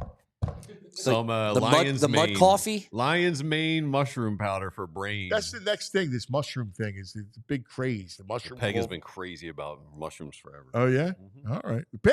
Listen, I trust the pagan. I like Florida. The pagan likes Florida. Bet Park Sportsbook Online Casino has you covered. So whether your team wins or not, there's always another way to win on the Bet Park Sportsbook Online Casino app. The only app that we'll ever recommend right here. And don't forget the casino, all right? Because live dealer, this is where my man hits it out of the park too. Live dealer, blackjack, roulette, craps, all the hot online slots based on movies, TV shows like Rocky, Breaking Bad, Peaky Blinders, and all the other hot slots that Cash Eruption. Cash Eruption, Lucky Rooster I've been playing. I like Armadillo Artie going wild is my Lucky one. Rooster. These names are ridiculous. I love them. Go to betparks.com, download the app now. By the way, new users get up to $1,000 casino bonus back. If you're down the first 24 hours, going to be 21 in PA, New Jersey, Maryland, Michigan. Bet Parks. Gambling problem, call 1-800-GAMBLER. All right. I wanted a little, reset when it comes to the birds. Okay. All right? I wanted a reset. I wanted a whole kind of, we reached through a couple of things. We got through the combine, right? Mm-hmm. Got through the owners' meetings. We now have the draft in our sights, right? This is now the inside a month, right? We're inside 3 weeks for the draft, the end of the month. So this is a big time. I had to get my man C. Berman. Zachariah! Hey, good morning. Good talking to you guys. Good morning, Zachariah. What do you say, buddy? We got the draft coming up, less than 3 weeks away. Can't wait. This is a fun time of year. Well, No, he was great. You were great. It was just this past week. There's your soundbite I heard a bunch of times where Lurie basically said, "Hey, this is the greatest Super Bowl team ever." And you were like, you did like a, really, are you saying that? Like, and he was like, wow, we scored the most points, or two blowout wins. It was good. I liked it. I appreciate that. So let's do reset. All right. Yeah. So because you over the last now couple weeks, you've sat with Lori, you sat with Howie, right? Mhm. You've been around Nick, Yep. the whole thing. And I'm curious to kind of like where you're at. And from now, Nick said, putting to bed the Super Bowl, now looking ahead to this coming season. So let's start with him. All right. Yeah. Where do you think Sirianni's at? New OC, right? So it's a different, you have a new OC, a new quarterback coach, the whole thing. Where are you at with Sirianni? Well, first off, I think Nick's going to be even happier in these next few weeks because I would The imagine. extension. Yeah, it sounds like a contract extension is pretty close here. So look for that to be coming soon. And that will kind of secure Nick's future here because he's entering the last year of his deal. It's night and day for Nick this year compared to last year. And obviously, Super Bowl does that. But if you just take, so I got back from the owners' meetings last week. A year ago, the big conversation was about how did you keep Nick? You're talking to Jeffrey Lurie. Why did you keep, or I shouldn't say how, why did you keep Nick? And then this year, the big conversation is, are you giving Nick a contract extension, right? I heard think you guys mentioning that to Jeffrey. It was hysterical because it's true. Everybody was like, "What? Why are you keeping? You're keeping him. You're keeping that guy." And now it's like, dude deserves a contract. Yeah. That's what a Super Bowl does. And I think, Nick's in a good spot. When you look at the staff, obviously new offensive coordinator, but I think one of the, I don't want to say under the radar things is they have so much staff continuity from last year to this year. Obviously, you lost your OC. There's the internal promotion, and then the new quarterbacks coach, Scott Loeffler. But otherwise, the entire defensive staff is really in place from a year ago, starting with Vic Fangio, but then all those position coaches. And that's really important. If you remember, it wasn't just that they lost the coordinators following the Super Bowl appearance in the 22 season. They had to replace their entire defensive staff, basically, or most of their defensive staff, and they had to do it late in the calendar when a lot of seats were already filled. They were going from the college game. So I think the staff now, the continuity on defense is strong. On offense, obviously, you lose Kellen Moore. They're optimistic about Patullo. We'll see. We can have this debate the entire summer about Patullo. The only way we're going to know is when we see him on the field, right? Scott Loeffler, the quarterback's coach, they like him. He was a creative offensive mind in college, head coaching experience. He's here to work with Jalen, of course, but he does bring some offensive ideas. You got Jeff Stoutland back at O-line coach. So I think from Nick's perspective, they're in a good spot. And his big emphasis, too, is evolving. So back in 2022, one of the things is he kind of wanted to master what they already did, right? He wanted to get better at what they already did. This year, and his message going into this season is if they do the same thing they did last year, teams are going to catch up. So they have to evolve, and that's interesting to hear Nick saying that because that's an evolution from Nick. It is an evolution from him, and they do need to do that. I mean, I'm going to be curious to see how he comes out. Like if he comes out, because you and I were talking about this throwing the football, because I think they come out throwing it. Me too. I'm curious to see how Jalen responds to that. Well, I think Jalen wants to. Number one. I know he wants to. I think Jalen wants to. I do know. Yeah, I think AJ and will Devontae he succeed like that? Well, that's the question. Is like, will he succeed? Can he be a guy that gives you volume throws? Yeah, I mean, he needs to be when you have AJ, when you have Devontae, the ingredients are there, right? And I think they are going to lean more into the passing game this year. I don't know if you can count on the same type of year from Saquon that you had a year ago. You don't know if you're going to be playing from ahead as much as you were during, the final 13, 14 games of the season. So I do think that you'll be seeing more passing, and it's going to be incumbent upon Jalen to, this is his chance, right? Like, this is Jalen's chance to show, all right, he's the Super Bowl MVP. What can he do over the course of the season? He was an MVP candidate 2 years ago. I think he can get back to that spot this year. or 3 years ago, Why? rather. Why do you think it was like that the first 4 weeks of the season, 5 weeks of the season, before they fully turned it over to the run game? Why do you Yeah, think he struggled? Now, I obviously, mean, AJ was dinged up during that period. yeah, so he lost AJ going into week 2 in practice going into week 2. So week 2, week 3, week 4, he did not have AJ. He loses Devontae in week 2, okay, to the concussion, right? Or I'm sorry, week 3 to the concussion. Dallas Goedert went out at one point. So he didn't have Lane. But look, we can say all this. Jalen needed to play better during the early portion of the schedule. I think he was adjusting. The turnovers were problematic, and in the bye week, that was a big point of emphasis: was cut down on the turnovers, give the ball to Saquon. But I do think they're going to if we use Jalen's term, take the straitjacket off him going into this year. Can he win like that? I think he can. He won like that in 2022. And Yeah, but 2022 was more based off RPO play action. Like there's a lot of RPO. Like the offense was a little newer, different, and he had a lot more time, bigger windows. I'm saying, can he go out and he throw the ball 38 times and go throw for 280 and be that guy? I think he has it in him. We've seen at the high water mark. We saw, the Pittsburgh game last year, second half of New Orleans game, even the Super Bowl this year. We've seen that from him. Now, I don't think it's going to be throwing 35, 40 times, but I think throwing 30 times a game can and should be an expectation. I mean, there were games this past year where he was throwing 18, 20 passes, 150 yards. Yeah. I don't think that's what it's going to be. I think it's going to be 25, 30 passes a game. He's in that, 250 yard, 300 yard range. And the expectation for him should be MVP candidate season. Yeah, that'd be interesting because I know he wants it, and I like to see him get his opportunity for it. Yeah, I think that's going to be.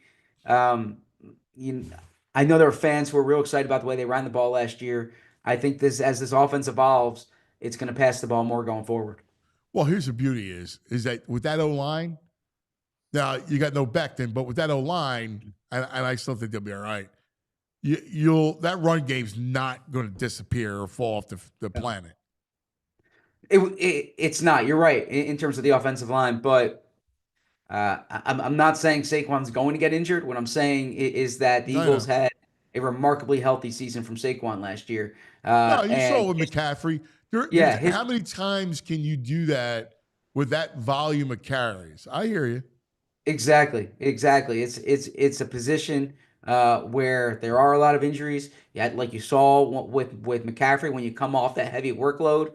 How are you that following year? Saquon had a long year. I think the Eagles are going to do things behind the scenes to manage him. You have to remember McCaffrey went into the season injured. From what I understand, Saquon's not going into the year injured. That said, I don't know if you can count on 2,000-yard season from Saquon again. All right, let's continue our theme. So we went from Nick to Howie, right? Mm-hmm. Howie feeling himself, right? I mean, obviously has had incredible success down at the owners' meetings. He was pretty boisterous, man. When it came to the tush push, it's like, yo, look what we did, and you're against us. Yeah, I mean, Howie's earned that, right? I mean, he's got Hall of Fame credentials now, 2 Super Bowl rings. He's built 3 Super Bowl rosters. So he's earned the clout. I mean, I've been in owners' meetings where the tenor around Howie is quite different than it is now. So he's earned that. I think the big takeaway from Howie during the owners' meetings and really the past month has been he tried preparing Eagles fans for what was to come. Yeah. The offseason went almost exactly the way he said it was going to happen. Now, the C.J. Gardner-Johnson trade, he didn't telegraph, but he talked about difficult decisions. He talked about how they're going to lose a lot of players. So I think there's a part of Howie that's like, hey, why are people surprised by this? And I also think Howie thinks he's earned the benefit of the doubt. And that's probably the case, right? But this offseason did look different than it did a year ago. That said, I think internally the way they view it is that there's a lot of focus on the guys that they lost and not enough focus on Devontae Smith, A.J. Brown, Lane Johnson, Jordan Mailata, Landon Dickerson, Cam Jurgens. You go on down the list, like, on defense, Jalen Carter, Nolan Smith, Zach Bond, Quinyon Mitchell, Cooper DeJean, like Reed Blankenship. They got players, right? And so there's a lot of people up in arms about losing Milton Williams or C.J. Gardner Johnson. They got a lot of players, and I think internally they believe they're going to go into the season with as talented of a roster as there is in the NFL. You know what's amazing about them, and that's such a great point that you make.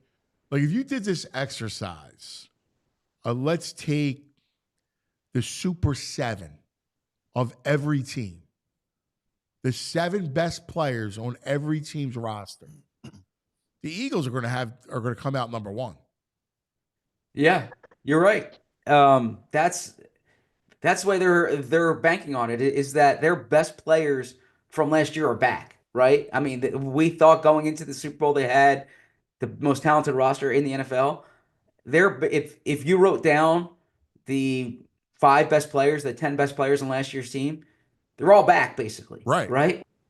So I think that's the way they're looking at it, and then also, again, like, I'm not trying to give team spin. I'm just trying to give their perspective on their offseason. You're right. Yeah, is that there's this idea that they're not spending any money. They spend $17 million a year on a linebacker, which they have never done. And that, if you just look at the framing device, that they signed a linebacker who was making $3 million a year last year, and now they gave him $17 million a year, and he was a defensive player of the year candidate. People would be excited about that. It just happened that they re-signed their own guy, but they went beyond what they've ever done for a linebacker. And frankly, even mid-season, if you told me they were going to pay Zach Bond $17 million a year, I would have said, I don't see that happening. So they look at it like their top priority going into the offseason, they were able to accomplish. It's funny. We talk about them, and first guys out of their mouths, I was like, wow, Barkley, Hurts, AJ, Devontae, right? Oh, we should. Yeah. The best player, the most dominant force, is still an ascending player. Yeah. And that's Carter. Because on that side of the ball, I still contend, and you're around it way more than I am, but it was funny. I was having a conversation with somebody close to them who was like, dude, you have no idea how scary Jalen Carter is. Like, no idea. That guys, their own guys are afraid of Jalen Carter. Like, he is such a force, such a wrecking machine that the league doesn't even understand how good he is. Yes, you're absolutely right about that. I mean, I can tell you anecdotally, 11 o'clock last night, I had the Rams-Eagles game on here, the playoff game, and I watched, I watched 5 different times, five consecutive times, freeze framing and rewinding it, the third down play against Stafford, the sack on 3rd and 2, and they don't win the Super Bowl if Jalen Carter doesn't make that play, right? Because the tight end was streaking toward the end zone. Stafford had him. Jalen Carter made a play. So you're absolutely right. He is a game-changing player. Yeah, he's a scary beast, right? So the scary, here's how you handle a scary beast like Jalen Carter. When you just pay him, and you leave him alone. Yeah, right? and you know what? That contract next year is going to have it's going to have a 3 in front of it, like in terms of annual average per year. So when you're asking what are they saving money for? They're saving money to pay Jalen Carter. They're saving money to pay Nolan Smith. Yeah, and the thing with Carter is, like, if you're the head coach, you just leave him be. Yes. You know what I mean? You just leave it. Hey, go ahead. Big boy. Hey, you're it, man. Just do your thing. and I'll smile. That's all the head coach needs to do when it comes to Jalen Carter. So let me ask you this, because it's just so much fun. They're like, having a team this good, so much fun. Mm-hmm. The big shoe to drop is going to be the Goddard shoe, right? Because he's gone. Yeah. And when you see that kind of happening, is that before the draft? Does that happen post-draft? They're going to take a tight end. I still told you I love Mason Taylor. I've been on him for much of the offseason. What's your read on the tight end situation? Yeah, I mean, well, I agree with what you're saying there. I don't think Goddard's going to be back, and that's certainly what the where the smoke is leaning there. I would think at this point after the draft, because I think their most leverage comes if a team misses on a tight end, or a team that wanted to address tight end is looking after the draft and is saying, we didn't get Tyler Warren, or we didn't get Colston Loveland. We need a starting tight end. Let's trade for Goddard, right? So I think that is where the leverage is at this point. It could be teams evaluate tight ends going into the draft. They kind of see the way the board's going to fall, and they're like, let's just address this now. Maybe Goddard's used as a sweetener to move up at some point in the draft. So, but I'm not expecting Goddard to be back. I know there are fans hoping that there can be a resolution here similar to what happened with Josh Sweat a year ago. I can say after Trey McBride signed that contract in Arizona last week, and you saw what the tight end market is going up toward, I don't think Dallas Goedert's going to want as big a pay cut as it would take to play football here in Philly next year. Is there any chance of something crazy like Warren slides and Eagles trade up? Yeah, I don't. But, yeah, you know, I think the tight end who has a better chance of sliding would be Loveland from Michigan. I know I don't like him. Okay, yeah, I mean, I like him, but I wouldn't move up. Like if Warren somehow slid, he's not. But let's just say, we're talking conjecture.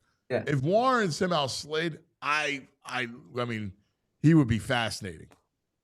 I can see. Yeah, I see what you're saying. I don't think the Eagles would trade up for a tight end. I just don't think that's how they'll use their draft inventory. I think it's more likely what they do is maybe trade back from 32, the early second round, and take whether it's Mason Taylor or Arroyo, someone like that in the middle of round 2. Arroyo's similar from Miami, who's similar good. to what they did with Goddard a few years ago. Yeah, I agree with you. I was just wondering, just out of fun conversation type, because their MO. That's their MO. Yeah, but I do think that tight end is a major question here, and I think it would be a mistake if they moved on from Goddard and they just turned that position over to Calcaterra, and they signed Kylan Granson, they signed Harrison Bryant. You don't know how the draft's going to shake out at tight end. If you don't land one in round 2, I don't know if you can rely on your 3rd round or your 4th round pick becoming a starting tight end. And that's a position where they're going to miss Goddard. I understand the financial part of it, but they're going to miss Goddard if he's not out there. Yeah, I feel you on that. What do you what else are you hearing? What was Jeffrey? What kind of insight did Jeffrey give you from the owners' meetings? Yeah, so obviously I thought he had the best defense of the tush push of anyone I heard. And I spoke to a lot of people at the league meetings about it. But I thought Jeffrey explaining that from a few different perspectives. First, he said if they had any concerns about health and safety with this, they would vote to overturn this. But anecdotally, they say that quarterbacks find this to be a safer play than the quarterback sneak, than the traditional quarterback sneak, number one. Number two, he said that you can't put a rule in based on what the injury could be or should be. Like, that's why you have data in place. And he really dismissed the idea of the aesthetics of the play, of the criticism of the aesthetics of the play, and saying that's subjective. There was a time when the forward pass was considered an aesthetically unpleasing play, right?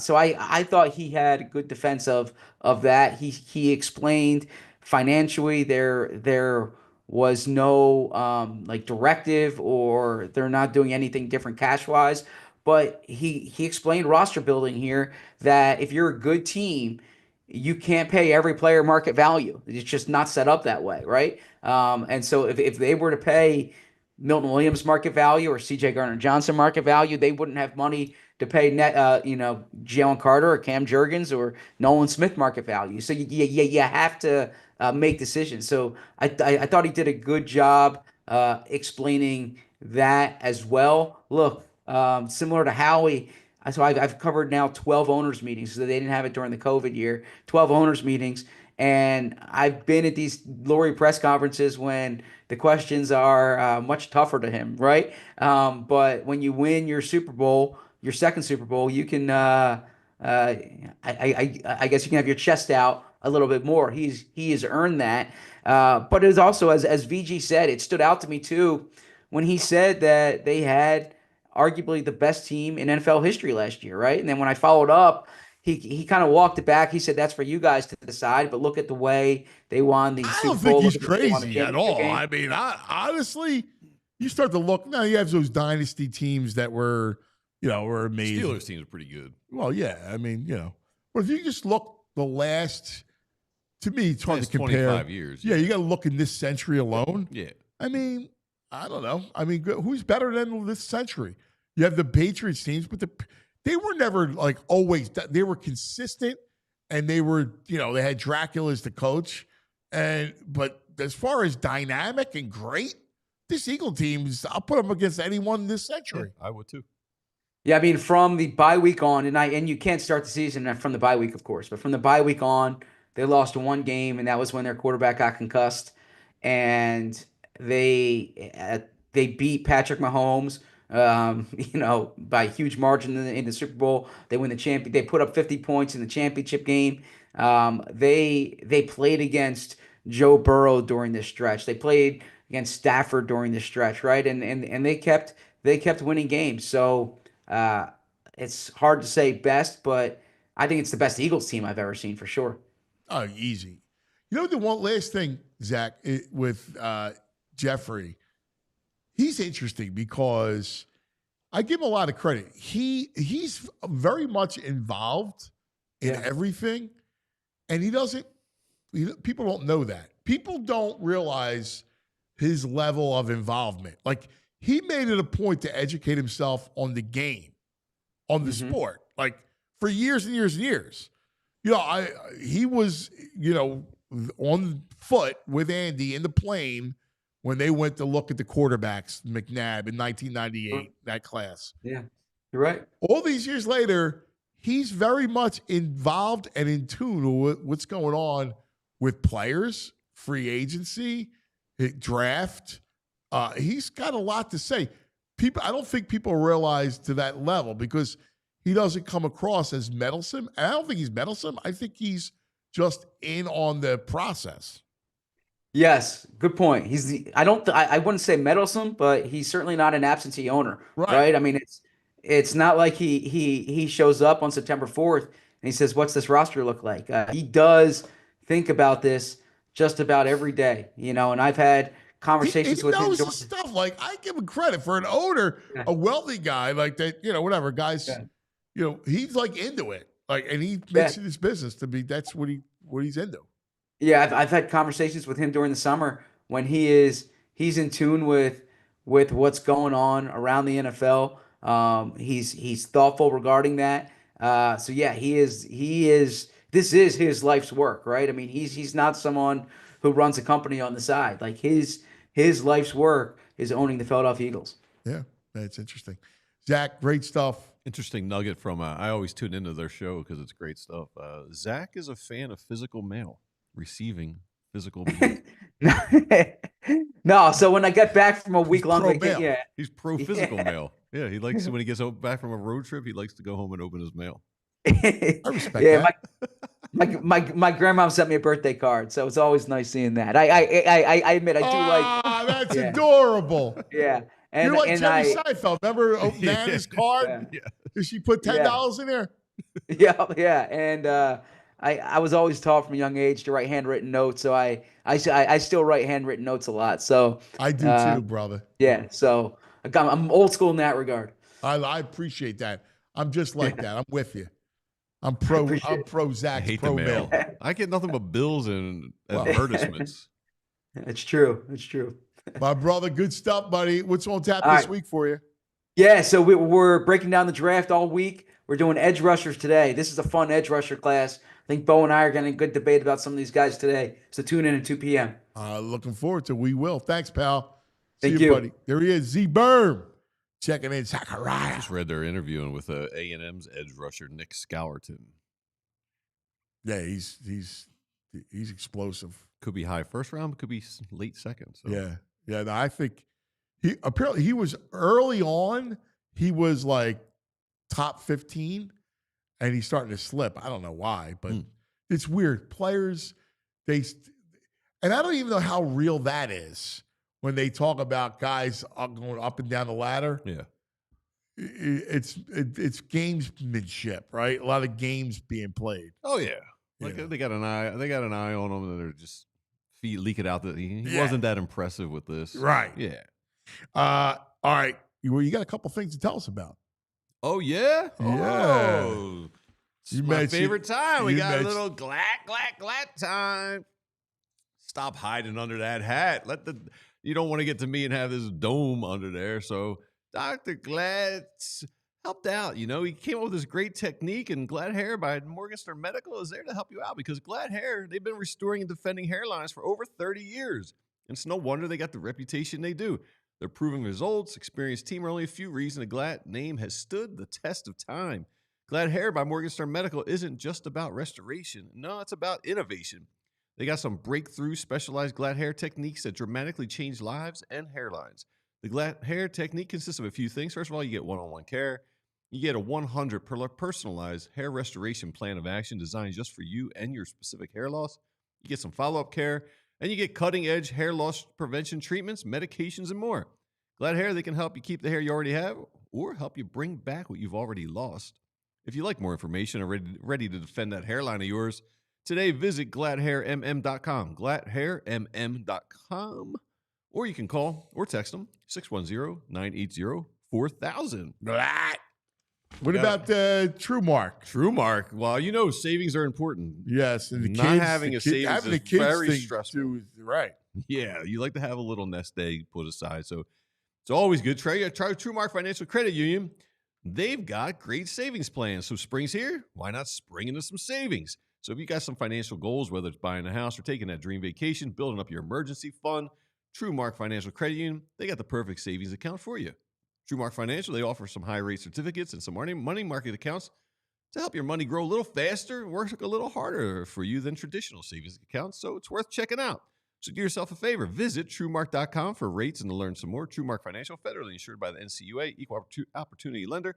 Rates are subject to change. TrueMark.com. Check them out. All right. I like it. This portion of the program brought to you by TrueMark Financial Credit Union. Now, joining us, it's good to see Joey back. Yeah. Joey's back from his 2.5 week excursion throughout Asia. Pretty impressive. Yeah. You were running Well, around. I want you to come on a little bit later and tell us about the trip. In fact, tomorrow, bring some pictures. Yeah, I'm sure you took a lot of pictures. All right. Well, Oh, man. tomorrow, A little show and tell. we'll do a little show and tell segment with you tomorrow. Yeah. All right. All right. I Good. like it. Give him the Andrew the pictures. Well, we'll do because I'm fascinated by your trip. It's amazing. Our next guest's been to Asia many times with basketball. He is a great agent. He's a local guy. He's terrific. Like it. Our buddy D. Brooks, Derrick Brooks. What do you say there, D. Brooks? What's up, fellas? Look at him all leaning you hear me back, okay? looking relaxed and chill. He looks great. So listen. I've been sequestered to my vehicle. Apparently, I'm not allowed to film inside of a school. I was there for my son's parent-teacher conference, and they said, you got to go to your car. Oh, man. Really? Yeah. I mean, you never know what my son, I'll tell you a quick story. DJ, when remember when all the kids were learning from home and we were going through the COVID and it was like Yeah, the virtual asynchronous work. learning. Yeah, the Yes. virtual learning. So my son knew very early that that was a bit of a scam. So what he did, one day I'm coming home from work, and he's probably in first or second grade, I can't remember, but he's in the backyard shooting hoops. And I walk back, I say, "Hey DJ, you don't have work today?" And he said, "No, we're on break." So I go in and I see my daughter. She's diligently in her room at work, has the headset on and everything. I peek into my son's room, and he has his personal laptop, that's his, and the school issued laptop facing each other. He put himself on loop, and he's paying attention and putting his head down, paying attention, putting his head down. And I said, "Where on earth did you get this?" I go outside. I said, "DJ, what are you doing?" He said, "Oh, I learned that on TikTok." So who knows what I'm at school today for? But that's the type of kid this kid is. DJ's a genius. Oh my God. Oh, that's great. That is hysterical. That's funny. I wanted to get you on today because a couple things. One, to talk about Cooper Flag and talk about the draft. You are an NBA agent. I know you're in on a few of these kids that'll be first rounders that you're talking to. What's your read on Flag? And all of a sudden, there's a chance that he may go back to Duke. I've said it.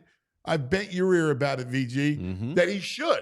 That some companies should come in right now and lock him up for March. Like, why wouldn't you do that? Yeah, I mean, I think it could go both ways, right? Like if you're an agency, selfishly, you want them to come out so you can land them that 4-year deal. It's probably, 12 million a year for 4 years that he'd be locked into with your company as an agency. If you are him or someone in his family and marketing is your thing, you want him to go back to Duke because the marketing around him couldn't be higher. I think he made 4.8 this year. If you could somehow get on board with him now, and as his stock has already risen, and he goes back into school, he's got something to prove for next year. You're not going to get a bigger marketing play than you would him going back to college. Him coming out to the NBA and possibly getting picked up by the Washington Wizards, it's going to plummet marketing a little bit. Yeah, like why? If you're, I don't know, Gatorade, right? And you go, hey, Coop, we want to be behind you. You're going to return to Duke, and I want to do a, 2 to 3 year deal, and I want to give you $80 million, $100 million. I don't know. Pick the number out that makes it worthwhile. That you're not starting the clock on the rookie contract, and then the money's all about the math. But you get the return to college. You still get generational wealth. And you go, all right, this year's about the title. If he wins it, next year's about the repeat. Like you could come up with a storyline for this season and keep him in college for the next 2 to 3 years and make bank while you're playing college basketball. Less taxing on your body, right? Not nearly enough games. And you're still on a college campus and you're not playing for the Wizards or some bad team in an NBA outpost. Yeah. I mean, no shade to the Wizards. The Sixers are in the same boat, but I had to pick on the Wizards a little bit. I got some friends there, but yeah, like you're saying, I mean, especially now with NIL, it's kind of the gift or the curse. The gift of the NIL is that these kids are making a lot of money for their name, image, and likeness. The curse of it is now kids are moving around like crazy, like chess pieces, because there's kids still in the tournament while the tournament's going on and jumping ship and going into the portal. Think about how that feels in the locker room. One of your players has already entered the portal, basically saying, "Bye, guys. I'm going to free agency." So that part's difficult. And what I could see in a few years, if I'm Gatorade and I want to work closely with Cooper Flag, what I would do is go to the school and say, "Hey, why don't we put a contract together that says we're going to offer him, 50, 60 million to stay here for 3 years." So that benefits the school, the coach, knowing that I don't have to, go out there and recruit my guys year after year to play for the same team. He doesn't go in the portal. He stays here with Duke. He stays here for 3 years, and financially he's okay. So that I could see that coming in the future, where they try to lock in a multi-year deal for some of these college kids. Are we at, and I'm curious because I want to ask you about some of the names in the draft, but I'm thinking about this as you're talking and how great the tournament has been versus the NBA regular season, which has been just trash, like just not interesting.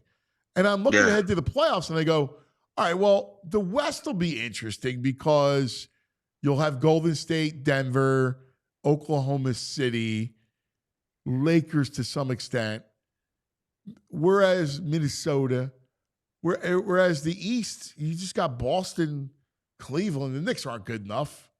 Like, Right. I mean, is the NBA, is the playoffs going to be the panacea for this league to save it? I mean, the NBA is a tough bit because play multiple games in the playoffs, right? And so we, by nature, in our society now, we are like clickbaiters. We want to watch clips rather than the whole game, right? And so to see the whole game and to see the same teams play each other, every other day, it could get, boring for us. So the beauty about the NCAA is like, man, you could have this Cinderella team come out of nowhere and get themselves to Sweet 16. I do think now, like going through the tournament, this year was a little bit different because of all of the portal moves. You really didn't see that Cinderella team like Davidson that went far. Yeah, I don't think you're going to see it in the near future.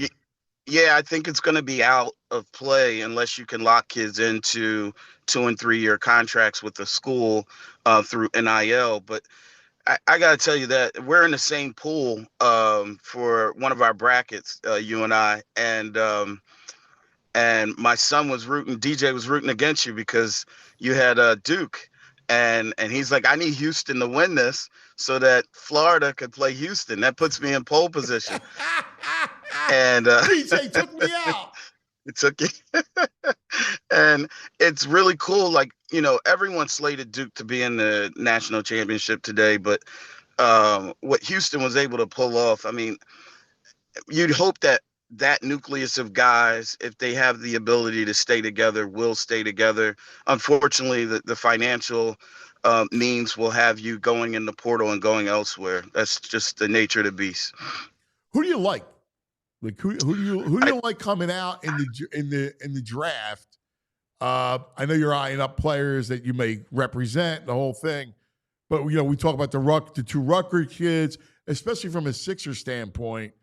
Who do you think would be the fit? I mean, obviously, if Flag did come out and they were able to land him, it would be the dream. But they're not lucky enough to do that. I think the Sixers got some.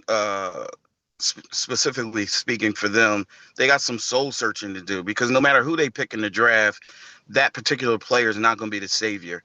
What's going to be the savior of the Sixers is creating a whole new culture that particular player comes in and fits the mold, right? Because just like with your children, you only get a few years of molding them till they become who they are, right? It's no molding at 17 years old. They are who they are. So you want any draft pick coming in to understand what your team and franchise and city's all about, and then they fit into that box, right? I think that's the beauty part about what Cooper brings, is every team's looking at him and saying, man, he can facilitate the ball, he can penetrate, he can shoot a little bit, he plays defense the right way, he plays help defense the right way. So a lot of the problems with these star players in the NCAA is the biggest problem for them is transitioning to the pro game. Their game doesn't transition because you've been the focal point for, all 4 years of high school, maybe 1 or 2 years in college. And now you have to play a role. And that little bit of time where you have to play a role could break you as a player, because you're not used to being a facilitator, a defender. You want the ball in your hands. Well, they pay a guy $25 million to have the ball in his hands. You're not getting it yet. Yeah, that's fascinating. Now, Flag's interesting because Flag is best suited for a winner. Like, he's one of these kids that if you put him on a team, and you and I were talking before the show about OKC. Like, imagine if he's on OKC, and you were able to, because they have all the assets to make that trade. Mm-hmm. He's such a better fit on that team because he's not going to be a kid that's going to come in and drop 30, 35 a game on a bad team. You're absolutely correct. I mean, you put him on the Wizards, and he's going to have a tough go because they need him to score. They need him to put points on the board, and he's not that guy right now. Not saying that he can't get to that, but he's better suited as an all-around player. I think on OKC, in Lou Dort's position, he could be the 3 or the 4, interchangeable. You got guys on that team that he just makes better already. So it will be difficult to see him go to a team. If any team that's in the lower scale gets him, I would want it to be Utah because they have a plan for what they're doing for the future. Sixers have no plan. The Wizards have no plan. The Pelicans have no plan. They just want to bring a guy in and sell tickets. They got No no plans. plan, VG. Their plan is sell tickets. Sell tickets. Figure out a way to lie to the fans and sell tickets. You got a guy making 12 years as a GM with no plan. They got That's no plan. outrageous. They got no plan. VG, here's his plan, VG. He says, Siri, who should we take in the 25-26 draft? Who do you like? When he first said I ask AI, I said, well, that's pretty crazy. He's asking Allen Iverson for advice. I had no clue he was talking about artificial. I'd rather him ask Iverson. You prefer AI? You prefer Iverson over Siri? I would prefer it. Oh, that's hysterical. What are some of the kids that you like coming out? I like Ace Bailey. Well, you mentioned Harper. I think Dylan Harper is, no matter where he goes, he fits. He's going to be an exceptional talent. Trey Johnson's going to be good. I think he was hovering around where the Sixers had a pick. Yeah, he could be a fit for them too because he could shoot. He's big. He's 6'5", 6'6". Yeah. And like I said, I mean, no matter who we grab, they're going to have to come in and play a role to fit in a system. So hopefully the system is created that will allow them to flourish. Like, think about it. When we had Ben Simmons and we brought Maxey in, there wasn't really a role for Maxey to play other than Ben Simmons giving him the opportunity to show us who Maxey is right now. So without Ben Simmons, we can thank Ben for whatever he was going through to put Maxey in position to play. And that's why we got to know who Maxey was. Who do you, with this draft, do you see many kids now rethinking because of the fact that you can earn in college NIL and make big dollars that maybe you won't see as many kids jump into the draft? Oh, absolutely. Because it's almost guaranteed money. You can make money off your name, image, and likeness. And some of that stuff has nothing to do with the sport. It has everything to do with who you are as a person, how popular you are in school, what your numbers look like on social sites. And that will provide you more income. It doesn't translate that way when you get to the NBA. It's really going to be predicated on who you are as a player, right? And so I would say about 85% of these guys, they only draft 60, right? So that's saying the final 4 teams, let's just take those guys. And every other team that was part of the NCAA tournament, none of you get into the NBA, right? That's just this year. That happens every year. So you got this huge pool of guys that won't make it into the NBA. What do? Right? So if I'm an advisor and I know it's not guaranteed for you to get picked up in the lottery or in the first couple of picks, I try to tell you to go back and work on your craft because you don't want to get picked up and put into the system and pushed right into the G League and you have to fight your way out of the G League. Man, I feel like this year we've seen more G League players than ever before. Locally, it's yes. It's like the season of the G League. I mean, all around the NBA. All around. Yeah. I mean, like I know you here love it's Utah, true. right? Utah doesn't plays Walker Kessler like every 3 games. Like they're afraid to play him, probably to win, but it's ridiculous. Like I just feel like I'm a box score reader, and I just feel like I just see G League players everywhere. Yeah, part of it is injury. Like a lot of the load management stuff they've been trying to crack down on to get the star players to play when they're supposed to. They'll investigate a team if it doesn't seem like it passes the sniff test of why particular players are out.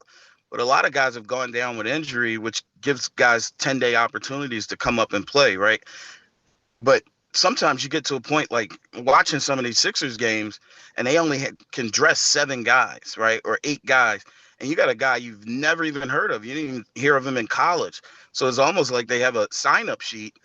Here's a jersey. We'll get your name on the back and bring you in, and let's see how you do. That's wild, man. That's crazy. All right, Hey, Derek, have you gotten a chance to watch Rasheer Fleming at St. Joe's a bit? He's a guy who intrigues me a little bit. Very much so. And I think some of those guys fly under the radar like Fleming because he's playing for St. Joe's. Obviously, they weren't in a tournament, but real basketball guys will watch and see that he's a plug-and-play guy. He's somebody who can come out and give you instant offense, help with your defense. He can really put you in position to have a good second unit coming off. He's another one of those guys where you worry about the transition a little bit because he's going from playing a major role to being a role player. And those are 2 totally different things. A lot of guys don't make the cut when they get to the NBA because they can't take that transition. He's got, I think he's 6'9" with like a 7'5" wingspan. Really good defensive player. Yeah, he'll be fine. Yep. who wins tonight?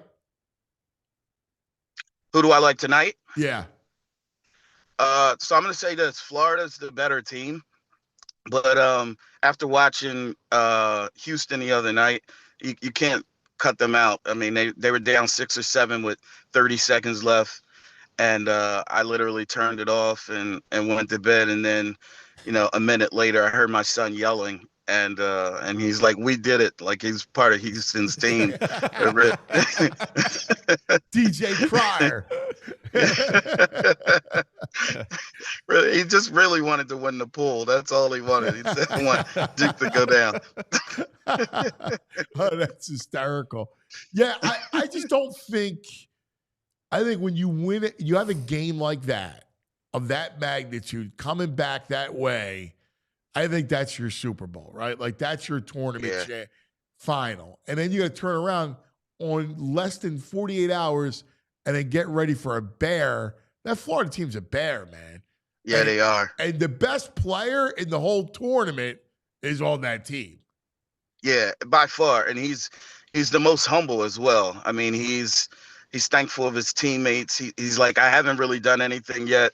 It's hilarious to hear him speak because of his humility. But a coach of Houston said something really cool going through the tunnel towards the locker room. He's talking to one of his assistant coaches, and he said, "Man, that was a great game." He said, "That might have been the greatest Final Four game in history." And he said, "What was our biggest deficit?" And he said, the assistant coach said 14. Head coach goes back, "Well, I'm glad it wasn't 17. He's a Hall of Famer for a reason. Mm-hmm. Yeah, absolutely, man. Absolutely. He's a gentleman. He really is. My brother, listen, enjoy it. We'll talk to you, especially as the draft gets closer with a lot of the guys. I'm sure you'll be repping a lot of these guys anyway. So great stuff as always, buddy. We appreciate it. Thanks, guys. Appreciate you. D. There he is, our man, D. Brooks. Local NBA agent, terrific guy. Good getting his insight, his perspective. Yeah, it's good stuff. All right, you got some nugs? I got a couple nugs I think are pertinent for today. You got what, Ovi? We got some Ovi. Yeah.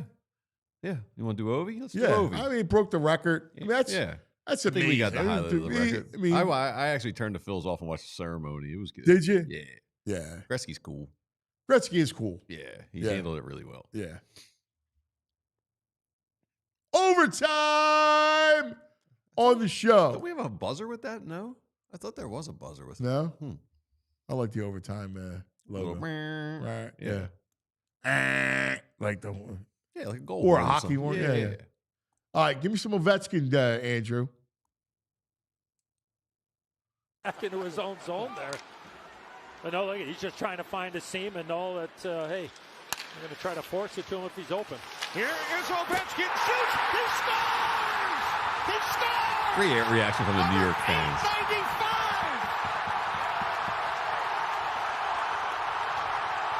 Back into his own zone there. That's awesome. Yeah, the New York fans were really class act the whole time during the ceremony. I mean, it's history. Like It's amazing. They're separated by like one game. It's I so the know. OV like one less game or one more game. It's fascinating. it really is. I mean, he's so prolific. Yeah. And Gretzky was, I mean, here's the beauty of Gretzky. You could be magnanimous when you know that the all-time points leader will never be caught. No, you could remove all his goals and he's still the all-time points Right, leader. exactly. It's nuts. That's what's insane about it. Nuts. So here's a different version of that goal. I Okay. think you'll appreciate this. Us old heads. Throwback. You'll see.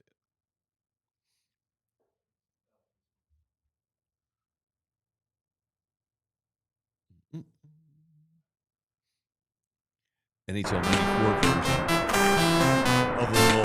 Oh, this is awesome!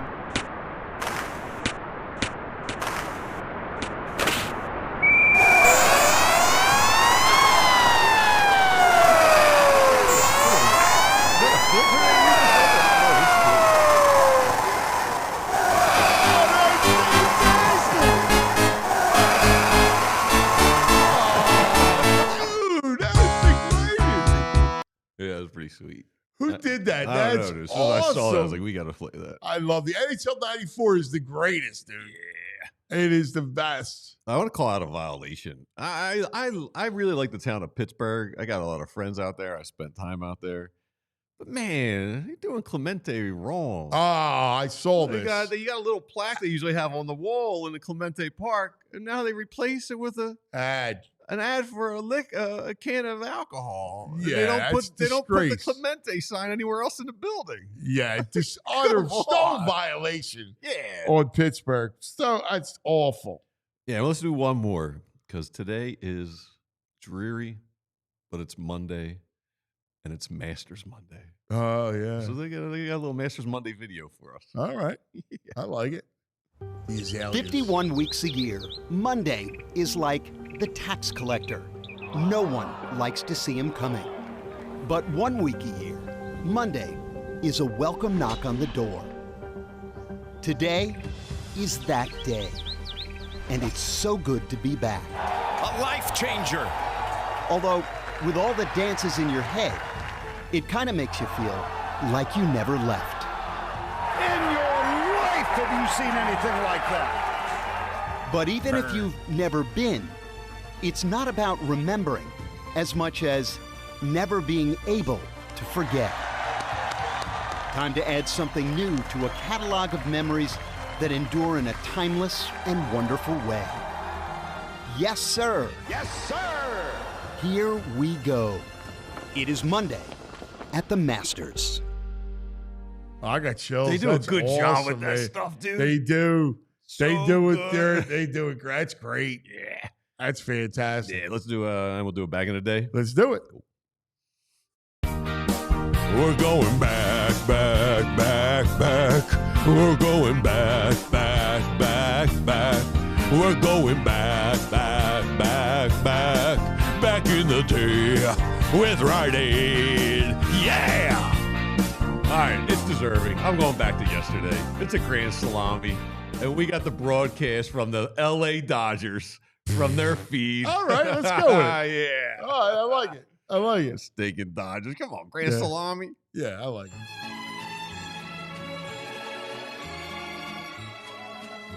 What's that fastball? Ooh, he buried it. That was nice. Gone. That was Launched. nice, man. That was fantastic. All right, that's going to do it for us. Thanks to Andrew and Joey. Back. Good to have you back. Good job, Andrew, as always. And big week ahead. We got the Masters, like you said. We'll talk tournament. Got the Braves. Phillies, Braves start tomorrow night. You're looking forward to that. And then from now through the end of the month, draft. So it'll be heavy draft stuff. All right. So we'll geek out over our draft. Let's do Everybody have a great day. I know it's a dreary Monday. Try to make the most of it. We love you. Be careful. We'll see you tomorrow. Y'all silly like the mayor.